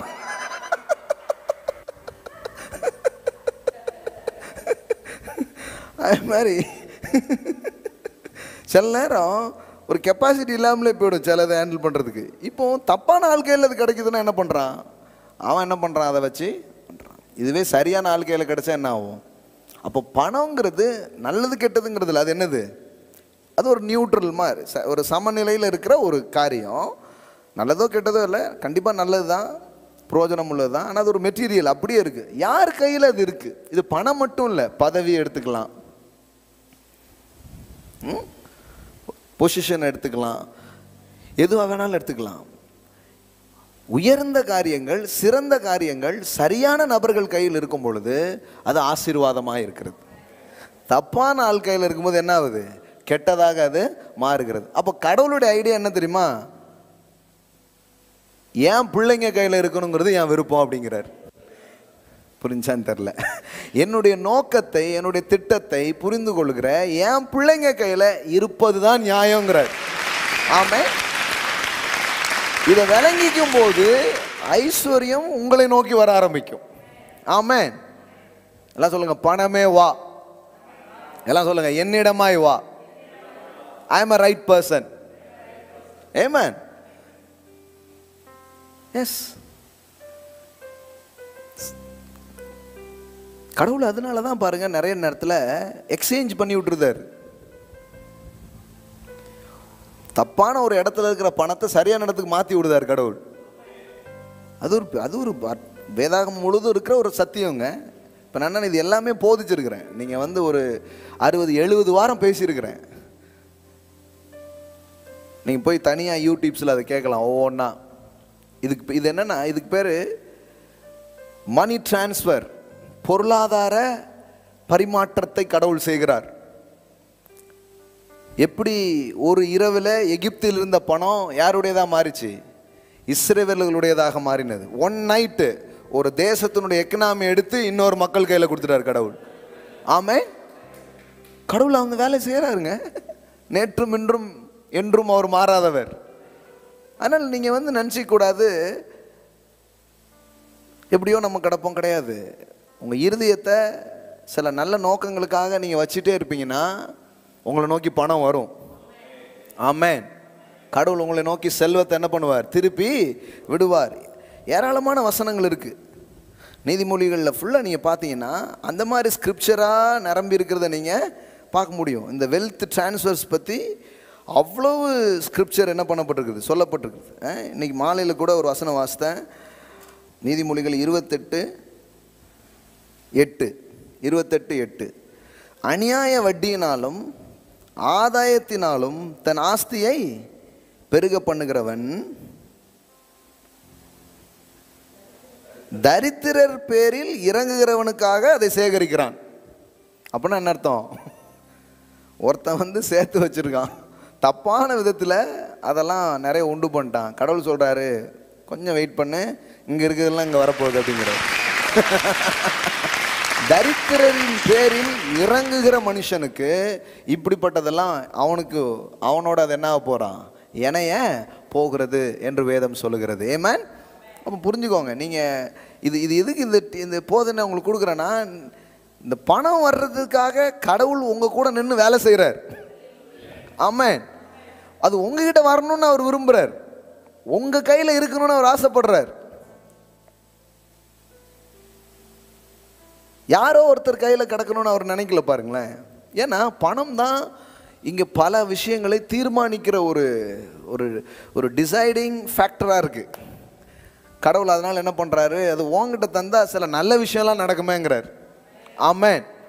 அதனால தான் கொஞ்சம் கொடுத்து பார்க்குறாரு என்ன பண்ணுறாங்க அப்படின்ட்டு. அம்புட்டும் வாய்க்குள்ளே போதா இல்லை அதில் ஏதாவது சில இது நடக்கா அப்படி பார்க்குறாரு கடவுள். ஆமாம் ஆமாம். அதனால தான் வேதவசனம் சொல்லுது. மத்தேயுல இயேசு சொல்கிறாரு, அதாவது கிங்டமில் பணம் வந்து ரொம்ப பெரிய விஷயம் கிடையாது. இந்த உலகத்தில் பணம் எப்படி இருக்குது? ரொம்ப பெரிய விஷயமா பார்க்குது. கிங்டமில் என்ன கிடையாது, அது ரொம்ப பெரிய விஷயம் கிடையாது. தங்கம் வந்து இந்த உலகத்தில் ரொம்ப உயர்ந்தது. கிங்டமில் தரையில் போடுறது. ஹலோ, விளங்குதுங்களா? நீங்கள் அப்பேற்பட்ட அப்பாவுக்கு பிள்ளைகளா அவர் ராஜ்யத்தில் உட்காந்துருக்கீங்கிறத யோசித்துக்கணும். புரியுதா உங்களுக்கு? பாருங்க இது எப்படி சொல்கிறீங்கன்னா, பாருங்கள் ஜீசஸே சொல்கிறாரு பாருங்க. லூக்கா 16:11 16:11 கண்டுபிடிச்சாச்சா? ரைட். 16:11 பாருங்க. அநீதியான உலக பொருளை பற்றி நீங்கள் உண்மையாய் இராவிட்டால் அப்படின்னா என்னன்னா, அதுதான் ரொம்ப பெரிய விஷயம்னு சொல்ல, அது ரொம்ப சின்ன விஷயம். நம்ம வந்து அதாவது உண்மையான கார்லாம் வாங்கி கொடுக்க முன்னாடி பொம்மை கார் வாங்கி கொடுக்குறோம் இல்லையா பிள்ளைகளுக்கு? அது மாதிரி தான் கடவுள் வந்து பெரிய பெரிய விஷயம்லாம் தரத்துக்கு முன்னாடி பணத்தை கொடுத்து பார்க்குறாரு. அது பொம்மை கார் மாதிரி. புரியுதுங்களா உங்களுக்கு? பணம் வந்து இஸ் ஹையஸ்ட் திங்ஸ் அப்படி சொல்ல, சும்மா ஒரு விளையாட்டுக்கு மாதிரி கொடுத்து பார்க்குறாரு. அதுதான் லீஸ்டாக இருக்குது. கிங்டமில் மணி வந்து என்னதான் இருக்குது? ரொம்ப லீஸ்ட் திங்ஸ். தரையில் போடுறதுக்கு தான் தங்கம். ஏமேன். ஆமாம், தரையில் போடுறதுக்கு தான். அப்போ அது கொடுத்து பார்க்குறாரு. அதனால தான் பாருங்களேன், இந்த பணம் வந்து அது வச்சா அது கொடுத்தா ரியல் கேரக்டர்லாம் வெளியில் வருது. ஒரு ஆள் என்னங்க ஒன்றுமே தெரிய மாட்டேங்குன்னா கொஞ்சம் காசு கொடுத்து பாருங்க, அவர் யாருங்கிறது வெளியில் தெரியும்.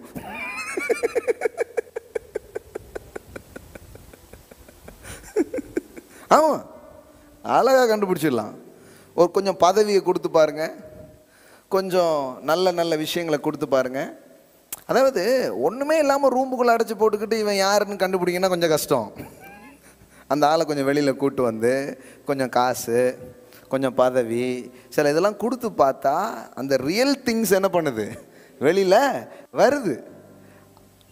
அப்போ கடவுள் என்ன சொல்கிறாரு, இந்த பொருள்லாம் நான் கொடுத்து பார்க்குறேன், அநீதியான உலக பொருள். அதனால தான் நீங்கள் பைபிளில் பார்த்தீங்கன்னா கடைசியில் செழிப்பு கிடச்சிச்சின்ட்டு இல்லை. கடவுளுடைய பிள்ளைங்களுக்கு செழிப்பை முதல்ல கொடுக்குறாரு. இஸ்ரவேலர் கையில் முதல்ல கொடுத்துட்டாரு, ஆபிரகாமுக்கு முதல்ல கொடுத்துட்டாரு, ஐசக்கு முன்னாடியே கொடுத்துட்டாருங்க ஐஸ்வர்யத்தை. விடுதலை ஆகிற ரட்சிக்கப்பட்ட அன்னைக்கே எல்லார் பேங்க் அக்கௌண்ட் ஃபுல்லா இருக்கு. என்னங்க அப்படிதானே? அன்னைக்கே ஒரு 6 மாதம் கழித்து 6 வருஷம் கழிச்சு அப்படிலாம் கிடையாது. வெளியில போகும்போதே மூட்டையோட தானே போறாங்க, வெள்ளியோடும் பொண்ணோட தான் என்ன பண்றாங்க போறாங்க. அப்ப டே 1ல என்ன இருந்தது, செழிப்பு இருந்தது, ப்ராஸ்பரிட்டி அவங்க கையில இருந்துச்சு. ஆனா அவன் அந்த இதை வச்சு ஆசரிப்பு கூடாரம் கட்ட போறானா இல்ல கண்ணுக்குட்டி செய்ய போறானா அப்படிங்கிறது கொடுத்து பார்த்தாதான் தெரியும் பாருங்களேன். அதனால நீங்க நினைச்சிக்க கூடாது இந்த பணம் அப்படிங்கிறது வந்து என்னமோன்ட்டு, அது நம்முடைய ரியல் கேரக்டரையே வெளியில கொண்டு வர்ற ஒரு மேட்டரா அது இருக்குது. ஆமென். இப்போ கடவுள் சொல்றாரு, நான் உன் கையில நிறைய தரணும்னு ஆசைப்படுறேங்கிறார். ஆமென். அவ கொஞ்சம் கொடுத்து பார்க்குறாரு, ஆள் கொஞ்சம் கரெக்டாக ஹேண்டில் பண்ணுதுன்னா கடவுள் சொல்றாரு, ஆஹா நான் தேடின ஆள் நீந்தான், நான் தேடின ஆள் நீந்தான். உன்னை நோக்கி லட்சங்கள் அல்ல, கோடிகள் அல்ல, மில்லியன் கணக்கில் நான் வந்து திருப்பி விடுகிற தேவனாக நான் இருக்கிறேன். ஆமென். அவ்வளோதான் விஷயம், அவ்வளோதான் விஷயம். இல்லை ஒன்றும் இல்லை, ஒரு சில லட்சம் பார்த்தாலே போதும், ஐயா அப்படியே அதுலேயே டவுன் ஆயிடுவாங்க. லட்சமே உன்னை சோழியை முடிச்சுட்டப்பா, இன்னும் கோடிலாம் கொடுத்தா உன்னை தோண்டி தான் எடுக்கணும் போல.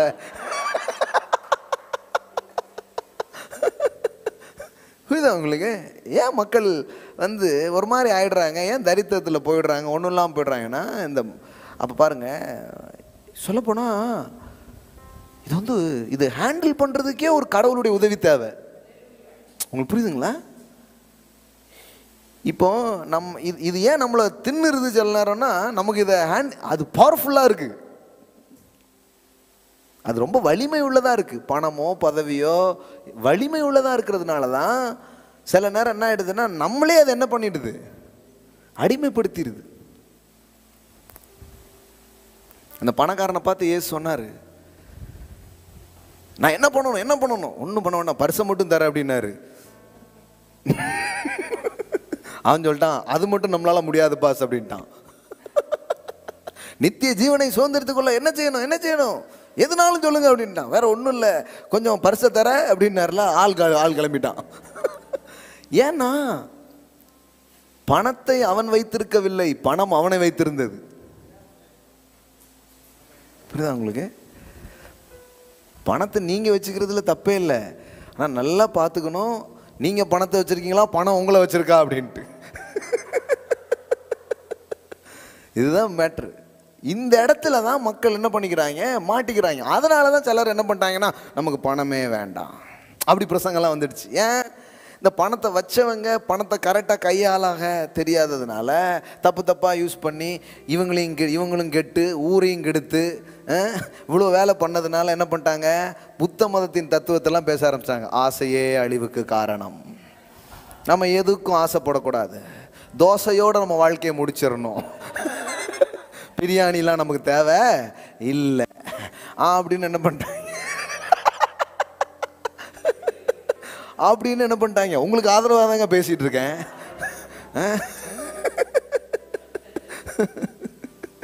ஐயா சண்டே பிரியாணி ஆர்டர் அப்படிங்காப்ல.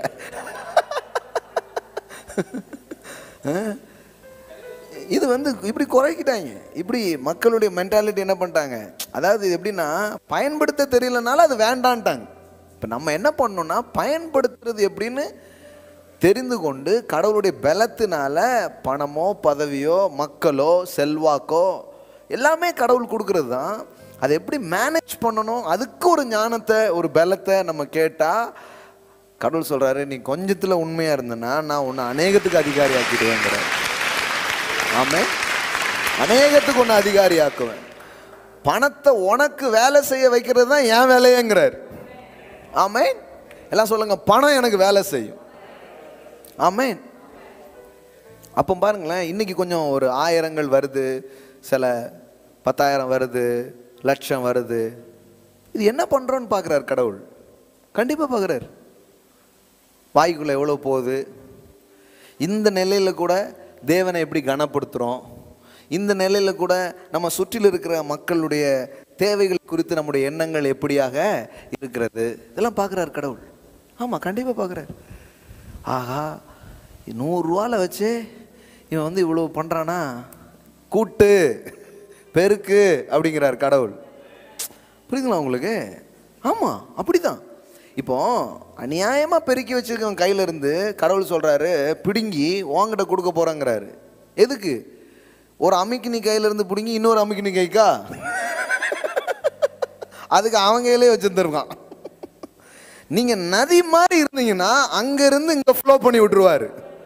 ஆமென். இதுதான் விஷயம். ஸோ பணம் அப்படிங்கிறது ஏதோ சரீர பிரகாரமான ஒரு காரியம் நீங்கள் நினச்சிக்காதீங்க. அதுக்கு பின்னாடி நிறைய ஒரு ஸ்பிரிச்சுவல் பவரே இருக்குது. அது ஒரு ஆவிக்குரிய காரியமாக இருக்குது. அது நீங்கள் நினச்சிக்கூடாது, லேஸ்பட்டதுன்னு நினச்சிக்கூடாது. ஏதோ உழைப்பு பிஸ்னஸ் அப்படிங்கிறதுலாம் இல்லை. அது பின்னாடி ஒரு ஆவிக்குரிய உலகமே என்ன பண்ணிட்டு இருக்குது, ஏங்கிக்கிட்டே இருக்கு. அப்போ என்ன சொல்லிட்டு இருக்கிறேன், அநீதியான உலக பொருளை பற்றி நீங்கள் உண்மையாக இராவிட்டால் யார் உங்களை நம்பி உங்களிடத்தில் மெய்யான பொருளை ஒப்புவிப்பார்கள். அப்போ மணிங்கிறது ரொம்ப லீஸ்ட் திங்ஸ் தான். கடவுள் அதை வச்சு அது ஒரு பொம்மை மாதிரி கொடுத்து விளையாண்டு பாருங்கிறார்.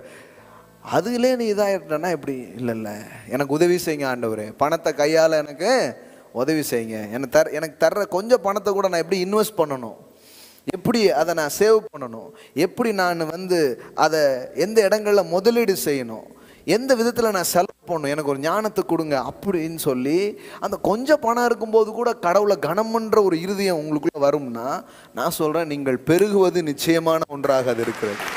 நீங்கள் பெருகுவது நிச்சயமான ஒன்றாக இருக்கிறது. கண்டிப்பாக நீங்கள் பெருகுவீங்க. ஆமென். நடந்தே தீரும். பாருங்களேன், கண்டிப்பாக நடக்கும். அப்போ பணத்தை பற்றி ரொம்ப மோசமாக நம்ம ரிலிஜன் மக்கள் சொல்கிறாங்க. இவங்க என்ன பண்ணுறாங்க, பணத்தை கடவுளாகவே ஆக்கிட்டாங்க. அடுத்தது பார்த்தீங்கன்னா இந்த நம்ம ரிலீஜியஸ் மக்கள் சொல்கிற இன்னொரு விஷயம் என்னென்னா, பணம் எப்படி மோசம்னு சொன்னாங்களோ அது மாதிரி எதையும் சொல்லிட்டாங்க. பணக்காரர்கள்னாலே மோசம், பணக்காரங்களாம் ரொம்ப கெட்டாங்க. மொத்தம் பணக்காரனாக இருக்கான்னா இவங்க ஐடியாவில் என்ன இருக்கும், கடவுள் இவனை ஆசீர்வதித்திருக்கிறார், இவன் பணக்காரனாக இருக்கிறான் அப்படி யோசிப்பாங்கன்னு நினைக்கிறீங்க? அந்த தாட்லாம் வரல. எவனை அடித்தானோ, எவனை முழுங்கலானோ, எங்கள் ஆட்டையை போட்டானோ, எங்கள் சேட்டையை காமிச்சானோ அப்படின்னு தான் பார்க்குறாங்களே தவிர கடவுள் ஆசீர்வதித்து ஒருத்தன் செல்வந்தன் ஆகிறான்ங்கிற சிந்தனையே மக்களுக்கு அது மறந்தே போயிடுச்சு. இப்போ கடவுள் உங்களெல்லாம் கூப்பிட்டுருக்கிறாருன்னா எதுக்கு? இந்த உலகத்துக்கு ஒரு செய்தி சொல்ல விரும்புகிறார்.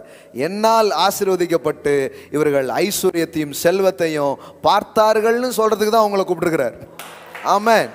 அதுக்கு ஒரு அடையாளமாக, அதுக்கு ஒரு அத்தாட்சியாக நீங்கள் இருக்க போகிறீங்க. ஆமென். அதனால தான் எனக்கு ரொம்ப பிடிச்ச வசனம் என்னுடைய ஆஃபீஸ் இதில் எழுதி போட்டிருப்பேன், ஐஸ்வர்யமும் கனமும் உம்மாலே வருகிறது. எப்படியா இந்த ஆள் பெரிய ஆள் ஆனார்? இந்த ஆள் பெரிய ஆள் ஆனான்னா பல பேரை நசுக்கிவிட்டான், அதனால் பெரிய ஆள் ஆகிட்டான். பல பேரை மிதித்து பலரை கெடுத்து அப்படிலாம் கிடையாது. அப்போ நம்ம ஸ்பிரிச்சுவல் பீப்புள், ஆவிக்குரிய மக்கள்னு சொல்கிறவங்களுக்கு என்ன இருக்குது தெரியுமா? ஒருத்தன் பணக்காரனாக இருந்தாலே அது நல்ல விதத்தில் இருக்க முடியாதுங்கிற ஒரு எண்ணம் இருக்குது உள்ள. ஆனால் வேதவசனம் நீங்கள் திறந்து பாருங்க, வேதவசனம் சொல்லுது உண்மையுள்ள மனிதன் பரிபூர்ண ஆசீர்வாதங்களை பெறுவான். அப்போ ஏன் அப்படி சொல்லியிருக்கு? இவங்க என்ன சொல்கிறாங்க, உண்மையாக இருந்தால் எங்கள் பிரதர் முன்னேற முடியும், இப்படியே சொல்லி வாழ்கிறாங்க. இல்லைங்க, கடவுள் ஒரு மனுஷனை ஆசீர்வதிக்கும் போது அவன் பெருக முடியும். மைண்ட் செட்டே தப்பாயிடுச்சு பாருங்களேன். தப்பான விதத்தில் மட்டும்தான் வெற்றி கிடைக்கும், தப்பான விதத்தில் மட்டும்தான் பெருக்கம் கிடைக்கும், தப்பான விதத்தில் மட்டும்தான் ஒருத்தர் நல்லா முடியுங்கிறதே ஒரு ஐடியாலஜி உள்ளே போட்டதுனால சிலர் என்ன பண்ணுறது இல்லை, நான் ஏதோ வயிற்றுக்கு ஏதோ வேலைன்னு பெருக்கும்போது பிஸ்னஸ்லலாம் ஈடுபடுறது இல்லை, அது பிஸ்னஸில் போனால் 1000 போய் சொல்லுமாமே, பிஸ்னஸில் போனால் அப்படி இப்படின்னு இது பண்ணும். வேண்டாம் பிரதர், நம்ம அப்படியே சாப்பிட்டுக்கிட்டு வருகையில் போயிடுவோம், அதுதான் நமக்கு முக்கியம், வேற எதுலையும் நம்ம என்ன பண்ண வேண்டாம், ஆட்ட வேண்டான்ட்டு இப்போ என்ன பண்ணிட்டாங்கன்னா பல பேருடைய ஆற்றல் இப்படி பேசி என்ன ஆக்கப்பட்டுட்டு முடக்கப்பட்டுச்சு. இப்போ இது மாற்றணும் பாருங்க, கடவுளுடைய வார்த்தையை கொண்டு மாற்றணும். கண்ணு தப்பாகவே பார்க்குது அப்படிங்கிறதுக்காக கண்ணை மூடிட்டே இருக்க முடியுமா? கண்ணை கரெக்டாக பார்க்கறதுக்கு ட்ரெயின் பண்ணணும். போகும்போது காதில் தப்பாக கேட்கணும்னா மூடிட்டே போயிடவா? பேசும்போது 2 வார்த்தை ஃப்ளோவில் வந்துடுது, அதுக்காக ஃப்ளோலன்னா பரவாயில்ல அப்படிங்கிறீங்களா? அதுக்காக இது பண்ண முடியுமா? அந்த குரங்கு பொம்மைலாம் வச்சுருப்பாங்களா? அப்படின்னா என்ன எல்லாத்தையும் அப்படின்ட்டு அது அப்படி வாழ்றதுக்காக கூப்பிடுறாரு இல்லை. கடவுள் என்ன பண்ணாருன்னா ஆள படைத்தார், ஒதுக்க சொல்லலை, ஆண்டுகோள் அப்படின்னார். எதுவும் ஒன்று என்ன பண்ணக்கூடாது, ஆளக்கூடாது, நீ எல்லாத்தையும் என்ன பண்ணிக்கோ. ஆனால் இவன் என்னென்ன ஆயிடுச்சுன்னா ஆசீர்வாதங்கள்லாம் இருந்தது, ஆனால் ஆண்டவரோடு தொடர்பு இல்லாததுனால இதை அவன் ஆள முடியல, அது இவனை ஆள ஆரம்பிச்சிடுச்சு. ஆளுகையை அவன் இழந்து போயிட்டான், ஜீவன் இல்லைல்ல, அதனால் ஆள முடியல. இப்போ பொருள் எல்லாம் சேர்ந்து இவனை என்ன பண்ணுது, ஆளுது. அப்போ கடவுளோட தொடர்புடையவனாக மாறும்போது தான் அவனால் ஆள முடியும். இல்லைன்னா இந்த இந்த இந்த உலகத்தில் இருக்கிற இந்த மேட்டர்லாம் அவனை என்ன பண்ணுது, தின்றுது, அவனை போட்டு அது கட்டுப்படுத்திடுது. அப்போ இது எல்லாத்த விட மேலான தேவனோடு அவன் தொடர்பில் வாழும் பொழுது இது எல்லாத்தையும் அவன் என்ன பண்ண ஆரம்பிச்சிடுறான், மேனேஜ் பண்ண ஆரம்பிக்கிறான், ஆண்டு கொள்ள ஆரம்பிச்சிடுறான். இதுதான் விஷயம், வேற எதுவுமே கிடையாது. இப்போ நம்ம கடவுளோடு தொடர்பு கொண்டு செல்வத்தில் வாழுங்கள் அப்படின்னு சொல்கிறது தான் செய்தி. ஆனால் அதுக்கு பதிலாக என்ன செய்தி சொல்லிட்டாங்க, செல்வம்லாம் வேண்டாம் அப்படி சொல்ல ஆரம்பிச்சிட்டாங்க. நான் என்ன சொல்றேன்னா இதுவும் வச்சுக்கொண்டு இதையும் நீங்கள் வச்சுக்க முடியுங்கிறேன். அதாவது தேவனோடு தொடர்பில் இருந்து நீங்கள் செல்வந்தர்களாக வாழ முடியும். சொல்லப்போனால் அப்படிப்பட்ட விதத்தில் தான் நீங்கள் கரெக்டான செல்வந்தர்களாக இருக்க முடியும். வெறும் செல்வந்தர்களாக இருக்கும்போது என்னைக்குனாலும் ஆபத்து தான், அது உங்களை தின்றதுக்கு வாய்ப்பு இருக்குது. ஆனால் நீங்கள் தேவனோடு தொடர்புடைய செல்வந்தர்களாக இருந்தீங்கன்னா நீங்கள் செல்வத்தை எப்பொழுதும் சரியாய் கையாள ஆரம்பிப்பீர்கள். ஆமென். இன்னும் சொல்ல போனால் தெய்வீக தொடர்பில் நீங்கள் வளர வளர செல்வத்தில் பெருகலாம்னு வேதவசனம் சொல்லுது தெரியுமா? பாருங்க, ஒரு வசன பகுதி காட்டுறேன். யோபுவின் புத்தகம் 22ஆம் அதிகாரம் 21 பாருங்க. நீர் அவரோடு பழகி சமாதானமாய் இரும், அதனால் உமக்கு நன்மை வரும்.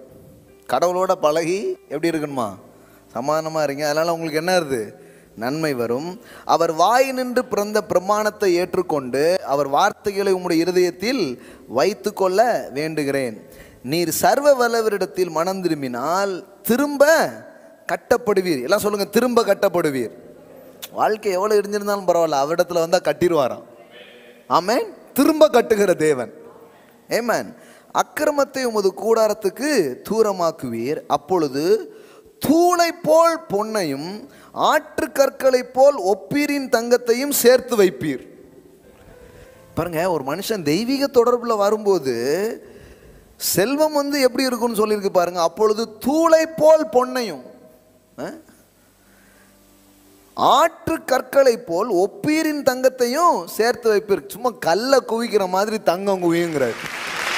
ஆமென். நான் சொல்றேன், தங்கங்கள் குவிக்கப்படும். ஆமென். குவியுன்னே இருக்குதே. அப்பொழுது சர்வ வல்லவர் தாமே உமக்கு பசும் பொண்ணும் உமக்கு சொக்க வெள்ளியுமாய் இருப்பார். ஆனால் உங்கள் மனசெல்லாம், ஆண்டவரே எவ்வளோதான் சொத்து இருந்தாலும் நான் பெருசாக மதிக்கிற சொத்து நீங்கள் தான் அப்படின்னு சொல்கிற மாதிரி வாழ்வீங்க. ஆமென். கட்டி கட்டியாக அங்கே இருந்தாலும் கர்த்தர் தான் பெரியவர்னு உங்கள் மனசெல்லாம் நிரம்பி இருக்குமா. ஆமென். இதுதான் வாழ்க்கை பாருங்களேன், இதுதான் காரியம். அப்போ எங்கேயுமே பணம் மோசம் என்றோ பணக்காரனாக இருக்கிறது மோசம்னோ வேதாகமம் பதிவு செய்யவே இல்லை. இது எல்லாமே மதத்தினுடைய ஒரு சிந்தனையாக இருக்குது.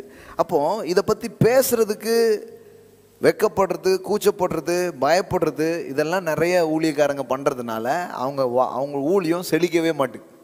இன்றைக்கும் கேட்குறாங்க, எங்கள் ஊழியத்தில் செழிப்பே இருக்க மாட்டேங்குது. நான் கேட்குறேன், என்னைக்காவது பேசியிருக்கீங்களா?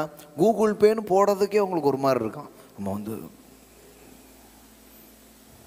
போட்டானே நீங்கள் கடவுளுடைய வார்த்தையை பேசுகிறீங்க, கடவுளுடைய வார்த்தையை மக்கள் கேட்குறாங்க, ஆசீர்வதிக்கப்படுறவங்க அதை கனம் பண்ணும்படி என்ன பண்ண போகிறாங்க? கொடுக்க போகிறாங்க. இல்லை கேட்கக்கூடாது, நான்லாம் யார்கிட்டையும் கேட்டதில்லை.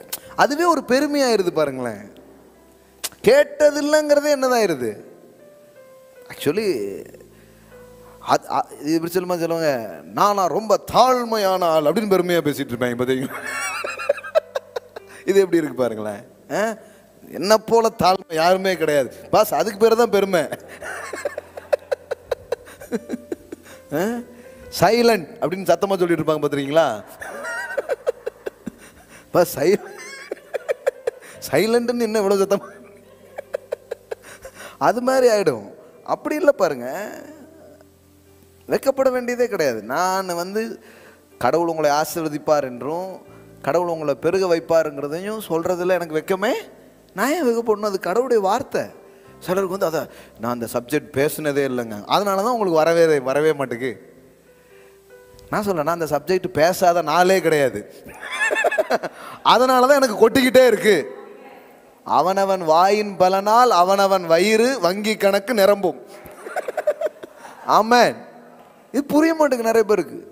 நான் சொல்ல, யூ ஸ்பீக் ப்ராஸ்பெரிட்டி, செழிப்பை பேசி பாருங்க, செழிப்பை தைரியமா பேசுங்க. அதான் சொல்ல, இந்த லாக்டவுன்லையும் no down, we are under the open heaven. Amen. எதுவுமே டவுனா இல்லை, ஒரு குறைவும் இல்லை. 10.25 லட்சத்தை செலவு பண்ணிட்டு ஊழியத்தை தொடர்ந்து செஞ்சுக்கிட்டு இருக்கிறோம் அந்த லாக்டவுன் டைமில். ஆமென். இன்னும் பண்ணிகிட்டே இருக்கிறோம். இன்னைக்கு கூட யாருக்கெல்லாமோ உதவி பண்ணியிருக்கிறோம். 100 பிள்ளைங்களுக்கு ஸ்கூல் ஃபீஸ் கட்டுறதுக்காக அடுத்தால பிளானிங்லாம் போயிட்டுருக்குது எல்லாம். நான் சொல்கிறேன், செல்வத்தை பற்றி பணத்தை மோசமாக பைபிள் சித்தரிக்கிறதா ஒரு நாள் நினைக்காதீங்க. அது ஒரு அற்புதமான கருவியாக தான் வேதவசனம் சொல்லியிருக்குது. இது ரொம்ப அடிப்படை தான், ஆனாலும் திரும்ப உங்களுக்குள்ளே பதியணும். ஏன் இது பதியணும்னா, எங்கேயோ உங்களுடைய சப்கான்சியஸில், உங்களுடைய ஆள் மனதில் அதை பற்றி ஒரு எதிர்ப்பின் நினைவுகள் இருக்குன்னா அதை உங்களால் இழுக்க முடியாது. அதை பற்றி ஒரு நல்ல எண்ணம் இருக்கா தான் அது உங்ககிட்ட வர ஆரம்பிக்கும். புரியுதுங்களா உங்களுக்கு? அது மாதிரி பணக்காரராக இருப்பதை குறித்தோ, பணத்தை பற்றி பேசுவதை குறித்தோ, நல்லா இருக்கிறதை குறித்தோ நீங்கள் ஒருபோதும் எதிர்மறையாக சிந்திக்காதீங்க. அது ஒரு நல்ல விஷயமாக எண்ணுங்கள். ஆமென். அது உங்களுக்கு நடக்கும் போதும் இன்னொருவருக்கு நடக்கும் பொழுதும் அதை பற்றி என்ன யோசிங்க? வாவ், கர்த்தர் அவர்களை ஆசீர்வதித்திருக்கிறார் அப்படி சொல்லுங்க. ஆமென். என்னது வீடு கட்டிட்டியா அப்படின்றாதீங்க. என்னது வெளிநாட்டுக்குள்ள வேலை கிடைச்சிட்டா ஒன்று சொல்லும் போது இவங்க ஒரு மாதிரி ஆயிடுறாங்க.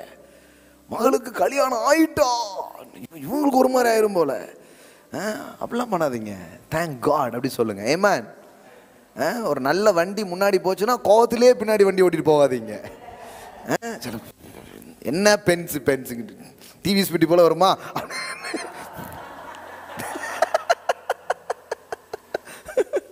No no no no no no. So thank God.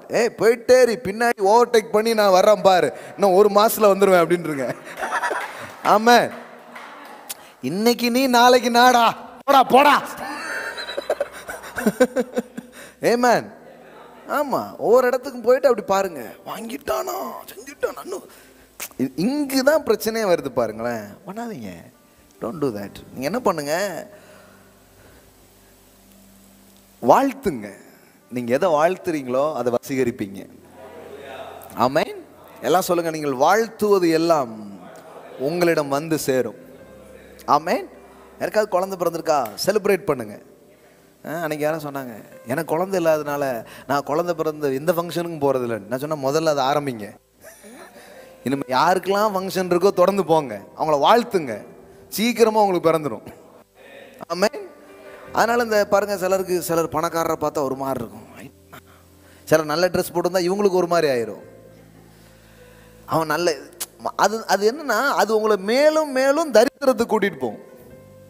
So thank God, கடவுள் தான் நன்மையான எந்த ஈவும் அங்கேருந்து தான் வருது. நீ நல்லா இருக்கியா, அங்கேருந்து தான் வந்திருக்குது, எனக்கும் தருவார். ஆமென். இதுதான் பாருங்க செல்வத்தை ஈர்க்கிற சிந்தனையாக இருக்கிறது, வளங்களை வசியப்படுத்துகிற எண்ணங்களாக இருக்கிறது. பாருங்க, வேதத்திலேருந்தே உங்களுக்கு காட்டுறேன் பாருங்க. பிரசங்கி 10:19-20 2 வசனம் பாருங்க.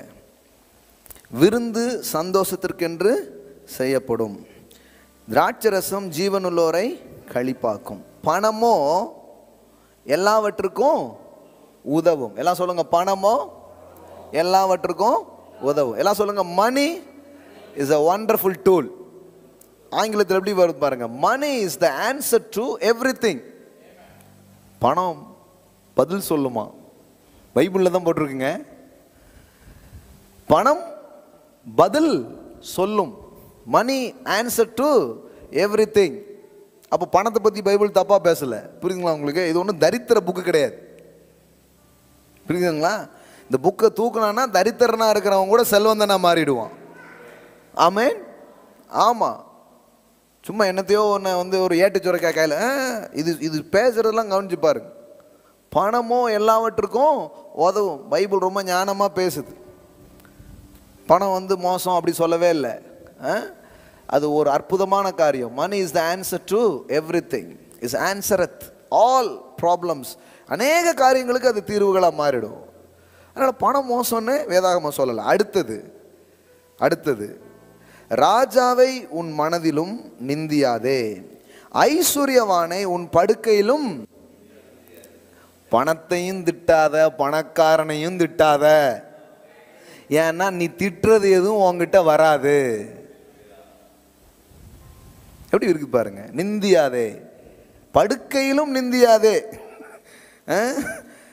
என்ன போட்டிருக்கு பாருங்க, ஆகாயத்து பறவை அந்த சத்தத்தை கொண்டு போகும், செட்டைகள் உள்ளது அந்த செய்தியை அறிவிக்கும். அப்படின்னா என்னன்னா, உங்களுக்கு தெரியாத பல ஸ்பிரிச்சுவல் வேவ் லைன்ஸ் இருக்குது, கனெக்ஷன்ஸ் இருக்குது, உங்களுக்கு தெரியாது.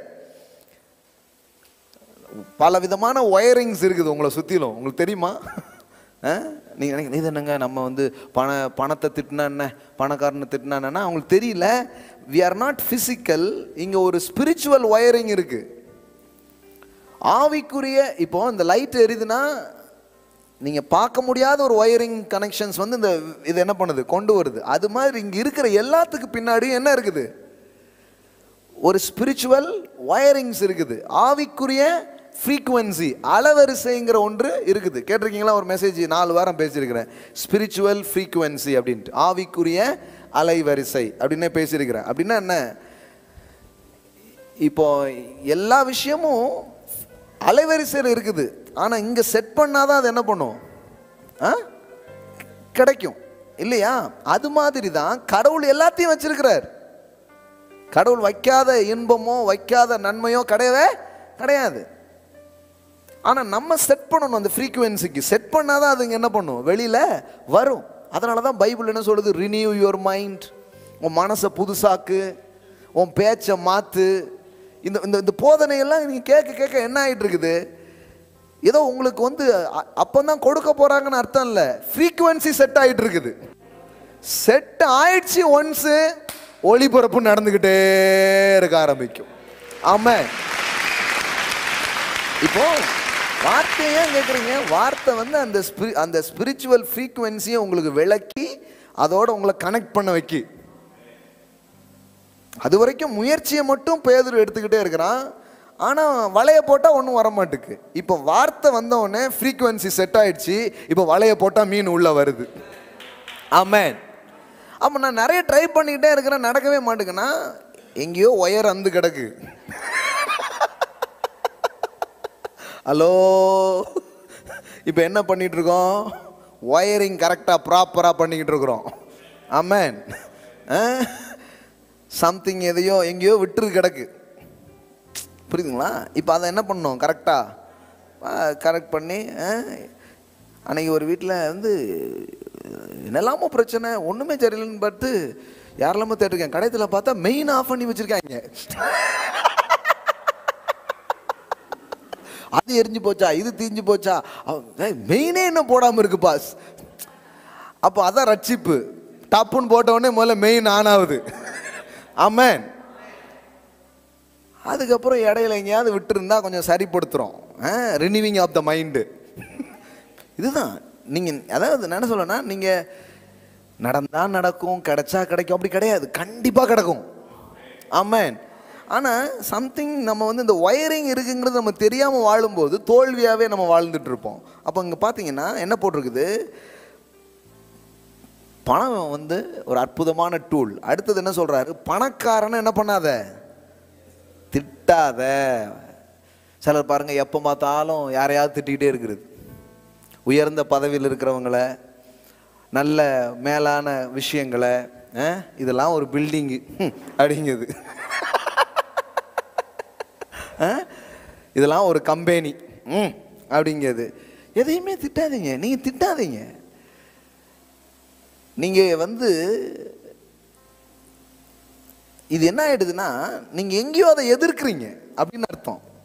பைபிளில் ஒரு வசனம் இருக்குது, சங்கீதத்தில், அவன் வந்து ஆசீர்வாதத்தை விரும்பாமல் போனான், அதனால் அதை என்ன பண்ணலையா, வரவே இல்லை அப்படின்னு போட்டிருக்கு. அப்போ நம்ம என்ன பண்ணோன்னா, எங்கேயாவது இதை பற்றி தப்பாக சொல்கிறாங்கன்னா அது ரொம்ப என்ன பண்ணக்கூடாது, கேட்கக்கூடாது. யாரை பற்றியோ ஒரு, இப்போ பாருங்களேன், ஒருத்தர் வளர்ந்துட்டாலே அவங்கள பற்றி என்ன பண்ணுவாங்க ரொம்ப. நான் பாருங்கள், இந்த பெரிய பெரிய ஊழியக்காரங்க, அதுவும் வெற்றியாக இருக்கிறவங்கள ஒரு நாளும் குறையாக பேசுகிறத நான் என்ன பண்ணுறதில்ல, இது பண்ணுறதே இல்லை. அவர் வந்து ஏதோ ஒன்று பண்ணி தானே இவ்வளோ தூரம் வந்திருக்காரு, நம்ம அதை பார்ப்போமே அப்படி சொல்லுவேன் நான். புரியுதா உங்களுக்கு? சும்மா வந்து என்கிட்ட என்ன பண்ணிட்டு இருக்கக்கூடாது, குறை சொல்லிட்டு இருக்கக்கூடாது. நம்ம எப்போனா அதை விட இன்னொரு 10 மடங்கு வளர்ந்துட்டு வேணால் அவருக்கு புத்தி சொல்லலாம். புரியுதுங்களா உங்களுக்கு? நம்ம வந்து ஓரமாக நின்றுக்கிட்டு அவர் அப்படி பண்ணியிருந்துருக்கலாம். அநேகமாக மோடி ஏன் இப்படி பண்ணார், ட்ரம்ப் வந்து அப்படின்லாம் பேசிகிட்டு இருக்கக்கூடாது. டீ கடையில் வேலை பார்த்தவர் அவ்வளோ தூரம் போயிட்டார், ஏதோ ஒரு மேட்ரு உள்ளே இருக்கு போய் தான் ஒரு ஆள் பெரிய ஆள் ஆகுறார். இது நம்ம ஒத்துக்கணும் பாருங்களேன். ஒருத்தட்ட கெட்டது இருக்கலாம், நல்லது இருக்கலாம், அதெல்லாம் விட்டுருங்க.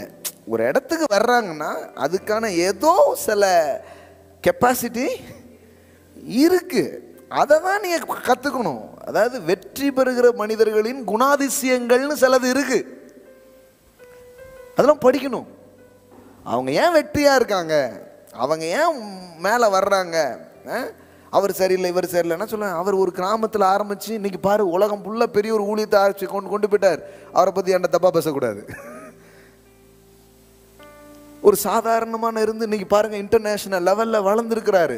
அவரை பற்றி இது வந்து பாருங்களேன், ஒரு 5-10 பேரை வச்சுக்கிட்டு இவங்க வந்து இப்போ வந்து இந்த மொபைல்லே வீடியோ வந்துருதா, சும்மா திட்டிக்கிட்டே இருக்குது. ஒரு பேர் சரி கிடையாது, அவர் சரி கிடையாது, இவர் சரி கிடையாது, இப்படியே திட்டுறது. இது கொஞ்சம் பேருக்கு இது ஒரு வேலை பாருங்களேன். அது மூலம் தான் இவங்களுக்கு சப்ஸ்கிரைபரே வர்றாங்க.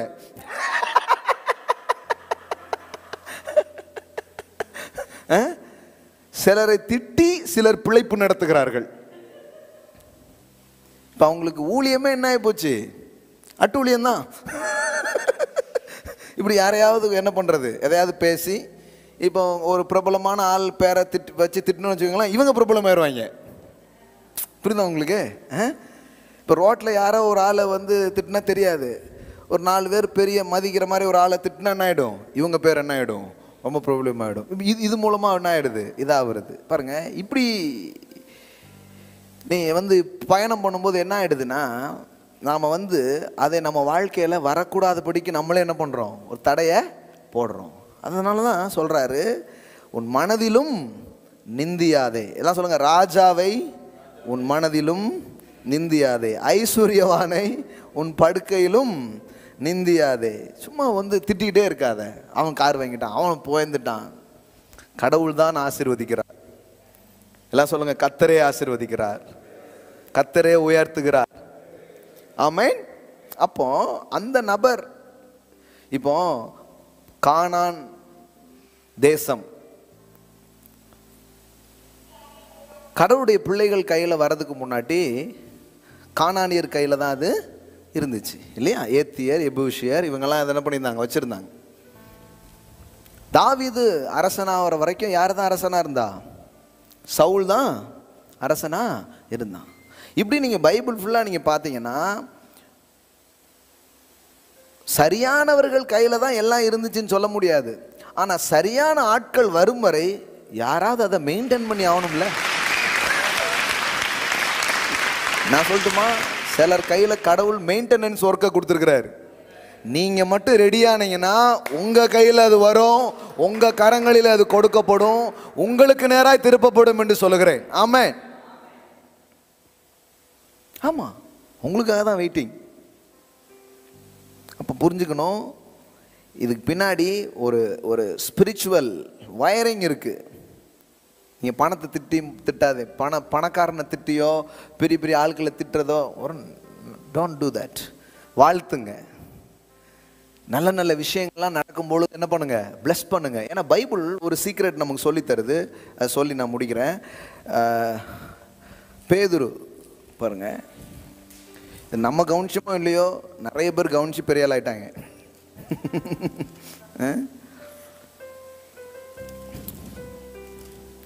Glory to God. 1 பேதுரு 3வது அதிகாரம் 9வது வசனம் பாருங்க. தீமைக்கு தீமையையும் ஊதாசீனத்திற்கு ஊதாசீனத்தையும் சரி கட்டாமல் அதற்கு பதிலாக நீங்கள் ஆசீர்வாதத்தை சுதந்தரித்துக் கொள்ளும்படி அழைக்கப்பட்டவர்கள் என்று அறிந்து ஆசீர்வதியுங்கள். ஆமென். அப்படின்னு அர்த்தம், நீங்க எதுக்காக அழைக்கப்பட்டிருக்கீங்க? சுத்துறதுக்கு இல்லை, சுதந்திரிக்கிறதுக்கு. அப்போ நீங்க என்ன பண்ணுங்க, பிளஸ் அதர்ஸ். அப்படின்னா என்ன அர்த்தம்? நீங்க எதை பேசிக்கிட்டே இருக்கிறீங்களோ அதுக்குள்ள நீங்க நுழைஞ்சிருவீங்க. Plus others. ஒருத்தருக்கு பதவி உயர்வு கிடைச்சிருக்கா, கிடைச்சிட்டா அழுகாதீங்க, thank God, God bless you. இன்னும் சொல்ல போனா, நீங்கள் ஆசீர்வதிக்க ஆசீர்வதிக்க நீங்கள் ஆசீர்வாதத்தின் வாழ்க்கைக்குள்ளே நுழைகிறீர்கள்.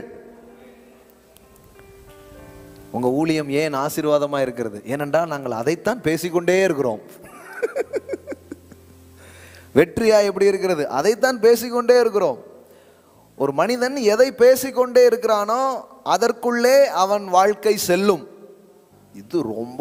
இது வந்து சாதாரணமானது இல்லை, ரொம்ப பெரிய ஒரு மேட்ரு.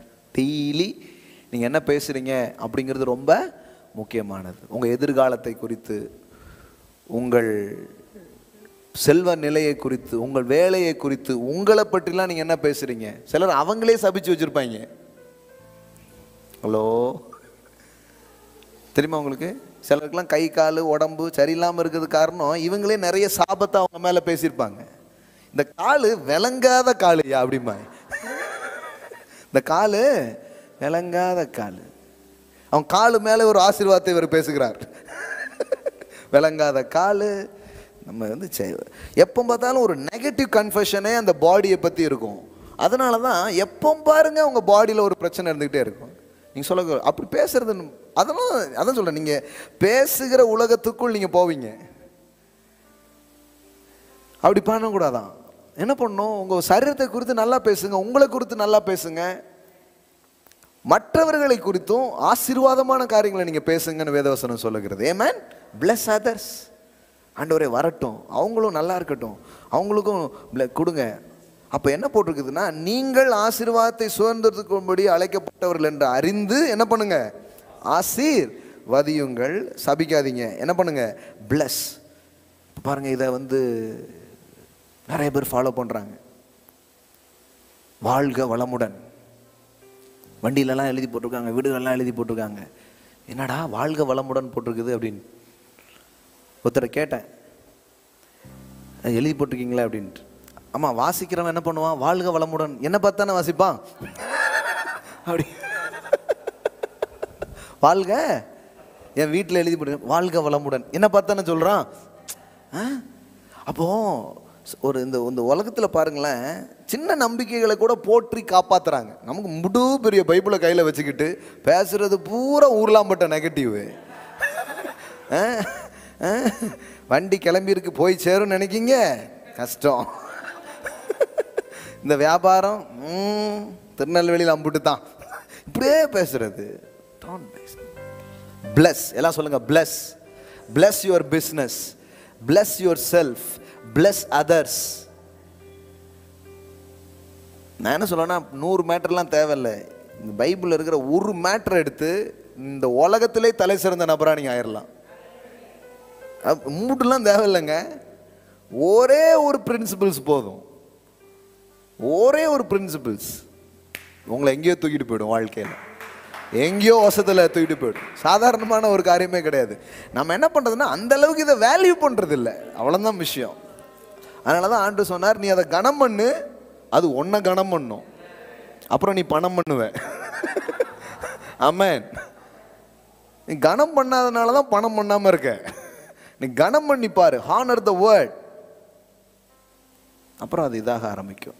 அப்போ பிளஸ் அதர்ஸ், இணைஞ்சுக்கோங்க. ஆசீர்வதிக்கப்படுறாங்களோ அவங்களோட இணைஞ்சுக்கோங்க, சந்தோஷப்படுங்க அவங்களோட சேர்ந்து. உங்களுக்கு நடந்த மாதிரியே சந்தோஷப்படுங்க, சீக்கிரமா உங்களுக்கு நடந்துடும். ஆமென்.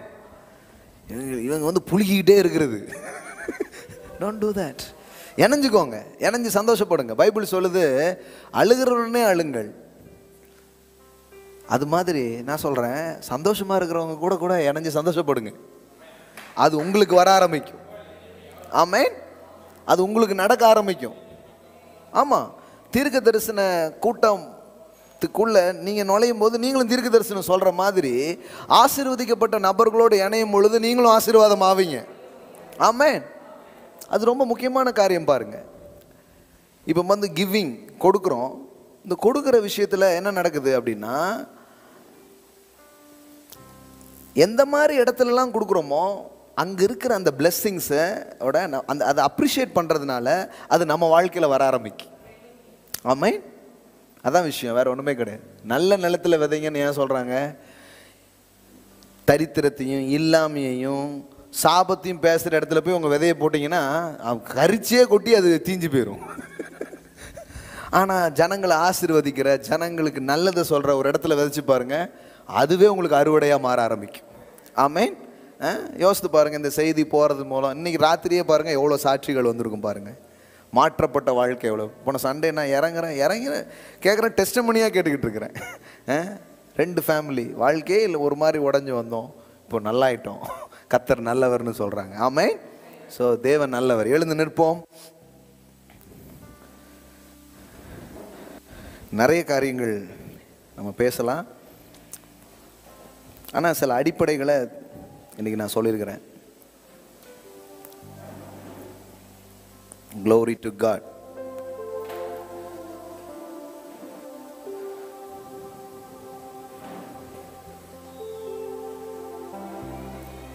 ஐஸ்வர்யமும் கனமும் அவராலே வருகிறது.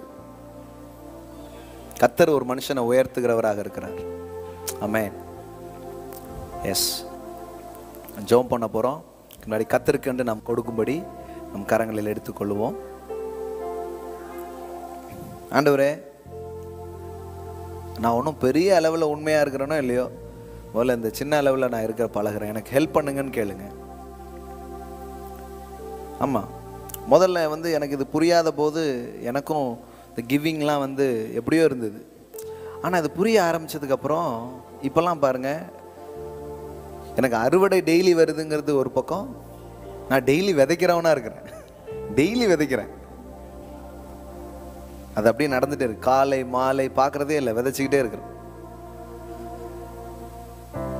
ஹல்லேலூயா. கரங்களை எடுத்துக்கோங்க. நாம் கர்த்தருக்கு நாம் கொடுக்க போகிறோம். ஆமென். பணத்தை வச்சுட்டு சொல்லுங்க, நீங்கள் தான் என்னுடைய எஜமான், இது என்னுடைய வேலைக்காரன், இது ஒரு லீஸ் திங்ஸாக தான் இருக்கு. இதை உங்க காலடி கொண்டு வந்து போடுவேன்னு சொல்லியிருக்கிறார். பெரிய பெரிய காரியங்கள் உங்களை நோக்கி வரும்.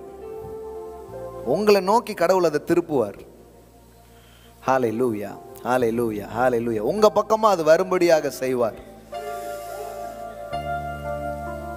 கடவுள் உங்க தேவையை பற்றி அக்கறை இல்லாத ஒரு கடவுள் கிடையாது. இப்போ கூட நீங்க பொருளாதாரத்தில் சிக்கல்ல நீங்க இருப்பீங்கன்னா ஆண்டவர் உங்களுக்கு உதவி செய்வார். முதல்ல தெரிஞ்சுக்கோங்க, கடவுள் உங்க பக்கமா தான் இருக்கிறார். எந்த விதத்திலேயாவது அதுல இருந்து உங்களை வெளியே கொண்டு வருவார். அந்த கடன்ல இருந்து வெளியே கொண்டு வருவார். அந்த தேவையை சந்திக்கும் ஒரு அற்புதத்தை உங்களுக்காக அவர் செய்வார். ஏன்னா நான் இந்த வேதாகமத்தை கவனித்து நான் படிக்கும் பொழுது நான் பார்க்கிறேன், மக்களை நேசிக்கிற ஒரு தேவன், மக்களுக்காக இறங்குகிற ஒரு தேவன். எஸ், நான் சொல்றேன், என் தேவன் தம்முடைய மகிமையின் ஐஸ்வரியத்தின்படி உங்கள் குறைவுகளை எல்லாம் இயேசு கிறிஸ்துவுக்குள் நிறைவாக்குவார் என்று நான் உங்களுக்கு சொல்லுகிறேன். எவ்வளவு ஞானங்களை அவர் ஊற்றி வைத்திருக்கிறார் பாருங்க. இவ்வளவு ஞானங்களை அவர் ஊற்றி வச்சிருக்கிறது காரணம், நீங்க ஏழ்மையில் வாழ்வது அவருடைய திட்டம் அல்ல, நீங்கள் செழிப்பது அவருடைய திட்டமாக இருக்கிறது. ஹல்லேலூயா. நீங்கள் முன்னேறுவது அவருடைய திட்டமாக இருக்கிறது. உங்க கை வாரி இறைப்பது அவருடைய திட்டமாக இருக்கிறது. நீயோ அநேக ஜாதிகளுக்கு கடன் கொடுப்பாய் என்பதனுடைய திட்டமாக இருக்கிறது. மாகாரா சாக்கே ரேபோ ஷாண்டே மானா கத்தாரா. ஏழ்மையின் ஆவி இப்பொழுதே உடையட்டும் என்று நான் பேசுகிறேன். The spirit of poverty, I rebuke the spirit of poverty. ஏழ்மையின் ஆவியை, தரித்திரத்தின் சிந்தனைகளை நான் உடைக்கிறேன் இயேசுவின் நாமத்தினாலே.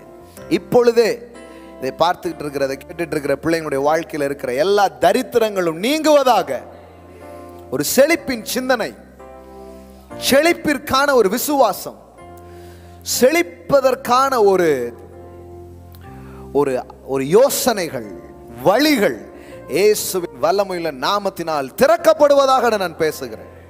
ஹல்லேலூயா, ஹல்லேலூயா, ஹல்லேலூயா, ஹல்லேலூயா, ஹல்லேலூயா, ஹல்லேலூயா, ஹல்லேலூயா. தகப்பனே, நீங்க எங்களுக்கு நிறைய காரியங்களை கற்றுக் கொடுத்துருக்கீங்க. நீங்க கற்றுக் கொடுத்துட்டே வர்றீங்க. அப்போனா எங்க செழிப்பை நீங்க விரும்புறதுனால தான் இதெல்லாம் எழுதி வச்சிருக்கீங்க.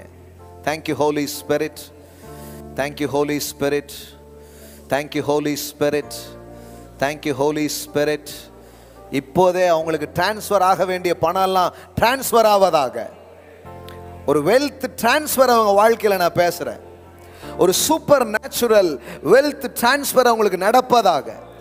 அவங்களுக்கு வர வேண்டிய பணங்கள் வருவதாக, கிடைக்க வேண்டிய பதவிகள் கிடைப்பதாக, அடைய வேண்டிய ஸ்தானங்களை அடைவார்களாக, திறக்க வேண்டிய கதவுகள் திறக்கப்படுவதாக. சூப்பர் நேச்சுரல் வேல் அது நடக்கட்டும் ஆண்டவரே. இப்பொழுதே நாங்கள் பேசுகிறோம் கர்த்தாவே. எல்லாம் பொன்னை விட வெள்ளியை விட மதிப்பான இயேசுவின் நாமத்தில் நான் பேசுகிறேன். இயேசுவின் நாமத்தில் நான் பேசுகிறேன். ஹல்லேலூயா. பணம் அப்படிங்கிறது உங்க வாழ்க்கையில் ஒரு பிரச்சனையாவே இருக்கக்கூடாது. I speak financial freedom. இந்த நாள் இதை பார்த்துட்டு இருக்கிற எல்லார் மேலே நான் டிக்ளேர் பண்றேன், ஒரு பொருளாதார சுதந்திரம், ஒரு பொருளாதார விடுதலை அவர்களுக்கு உண்டாவதாக. இந்த பணம் இல்லைங்கிற டார்ச்சர்ல இருந்து வெளியே வருவார்களாக சொல்லுகிறேன். தங்கள் தேவைக்கும் மேலான செல்வங்களை கைகளிலே பெறட்டும் ஆண்டவரே. இன்னும் பெரிய பெருக்கத்தை பிள்ளைகள் பார்க்கட்டும் என்று நான் பேசுகிறேன்.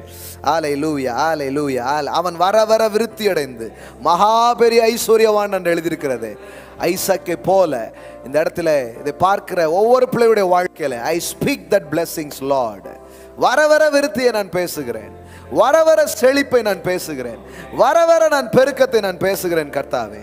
Thank you holy spirit. நீங்க செய்வதற்காக நன்றி. ஹல்லேலூயா, ஹல்லேலூயா. இன்றைக்கு விதைக்கும்படியாய் கைகள் வைத்திருக்கிற ஒவ்வொரு விதைகளை என் தேவன் ஆசீர்வதிப்பீராக, என் தேவன் பெருகச் செய்வீராக. அநீதியான அந்த உலக பொருளிலே நாங்கள் உண்மையாக இருக்கும் பொழுது பரம காரியங்களை கொடுக்கிற தேவன், பெரிய காரியங்களை எங்களுக்காக கொடுக்கிற தேவன். பணத்தை நிர்வகிக்கிற ஞானம் உண்டாகட்டும், பணத்தை இன்வெஸ்ட் பண்ற ஞானம் உண்டாகட்டும், பணத்தை கண்ட்ரோல் பண்ற, சேமிக்கிற, அதை நிர்வகிக்கிற புத்தியும் கிருபைகளும் உண்டாகட்டும் ஆண்டவரே. செல்ஃப் கண்ட்ரோலுங்கிறது நாங்கள் பண்ண முடியாது, அது பரிசுத்த ஆவியானவர் கொடுக்கிற ஒரு கனியாய் அது இருக்கிறது. I speak self control Lord. Hallelujah. சில காரியத்தை எப்படி செய்யணும் அப்படிங்கிற அந்த ஆவியை அவர்களுக்குள்ளே நான் பேசுகிறேன் இயேசுவின் நாமத்தில். இந்த நாளில் இருந்து தேவையில்லாத வீண் விரயங்கள் பிள்ளையுடைய வாழ்க்கையில தவிர்க்கப்படட்டும் என்று நான் பேசுகிறேன். அப்படியே ஒரு மேம்பாடு நடக்கட்டும், ஒரு மேம்பாடு நடக்கட்டும். இந்த மூவ்மெண்ட்ல இருந்து, இந்த டைம்ல இருந்து நான் சொல்றேன், அவங்க களஞ்சியம் நிரம்பிக்கிட்டே இருக்கட்டும். பொருளாதாரத்தில் ஒரு அபிவிருத்தி ஏற்படட்டும், ஒரு பெருக்கம் உண்டாகட்டும் நான் சொல்லுகிறேன் தகப்பனே. Thank you Lord, thank you Lord. இப்படி ஒரு போதனையை போதிக்க, இந்த ஜனங்களுக்கு சொல்ல நீர் ஒரு கிருபையும் ஒரு அபிஷேகத்தையும் கொடுத்திருக்கிறீர். அதை அவங்க மேல நான் கட்டவிழ்க்கிறேன் இயேசுவின் நாமத்தினால. Father, I release, Father, I import the grace. Hallelujah, hallelujah, hallelujah, hallelujah, hallelujah, hallelujah, hallelujah. Thank you so much Daddy. நீங்க செய்றீங்க, உங்களுக்கு நன்றி. உங்க பிள்ளைங்க செழிப்பா இருக்க போறாங்க, தேசத்துக்கே ஆசீர்வாதமா இருக்க போறாங்க, நல்லா வாழ போறாங்க, மகிழ்ச்சியா இருக்க போறாங்க, சுகமா இருக்க போறாங்க. நீங்க தான் தேவன் என்பதை அநேகர் அவங்க மூலமா பார்க்க போறாங்க. இயேசுவின் நாமத்தினால் பிதாவே, ஆமென், ஆமென், ஆமென். பிரைஸ் காட், ஹalleluya. பயப்படாதீங்க, ரொம்ப நல்லா ஆயிடுவீங்க, ரொம்ப சீக்கிரத்துல சிறப்பா இருப்பீங்க. ஆமென். போட்டே இருங்க, இந்த சிந்தனையை உள்ள வச்சுட்டே இருங்க. இதுக்கு மாறா ஒன்றும் பேசாதீங்க, ஒன்றும் சிந்திக்காதீங்க, போயிட்டே இருங்க. முதல் செஷன்ல நான் சொன்னேன்ல, முளைச்சி அப்படியே வந்த மாதிரி அப்படியே வடும் எல்லாமே. ஆமென். இன்னைக்கு விதையா இருக்கு, சீக்கிரமா காடா மாறிடும். பெரிய ஹார்வெஸ்ட் உங்களுக்காக காத்திருக்கு. ஆமென். எனக்கு தேவன் செய்திருக்கிறார், செய்து கொண்டே இருக்கிறார். அநேகருக்கு அதை செய்திருக்கிறார், உங்களுக்கும் அதை செய்வார். ஆமென். பாடல் பாடும் பொழுது விதைக்கலாம். ஆன்லைனில் பார்க்குற பிள்ளைங்க கூகுள் பே ஆர் வாட்ஸ்அப் அக்கௌண்ட்டில் நீங்கள் என்ன பண்ணலாம், ஷோ பண்ணலாம். ஒருவேளை ஸ்வைப்பிங் மூலமாக நீங்கள் விதைக்கணும்னா அங்கே ஸ்வைப்பிங் மெஷின் இருக்கும், நீங்கள் போகும்போது என்ன பண்ணலாம், ஸ்வைப் பண்ணலாம். கிவிங்கிறது வேற ஒன்றும் இல்லை, உங்கள் விசுவாசத்தை நீங்கள் வெளிப்படுத்துகிற ஒரு செயலாக இருக்கிறது. அது வரைக்கும் அதுதான் எல்லான்ட்டு நீங்கள் கொடுக்கும்போது என்ன சொல்கிறீங்க, எனக்கு தேவன் எல்லாமா இருக்கிறாரு அப்படின்னா. ஆமென்.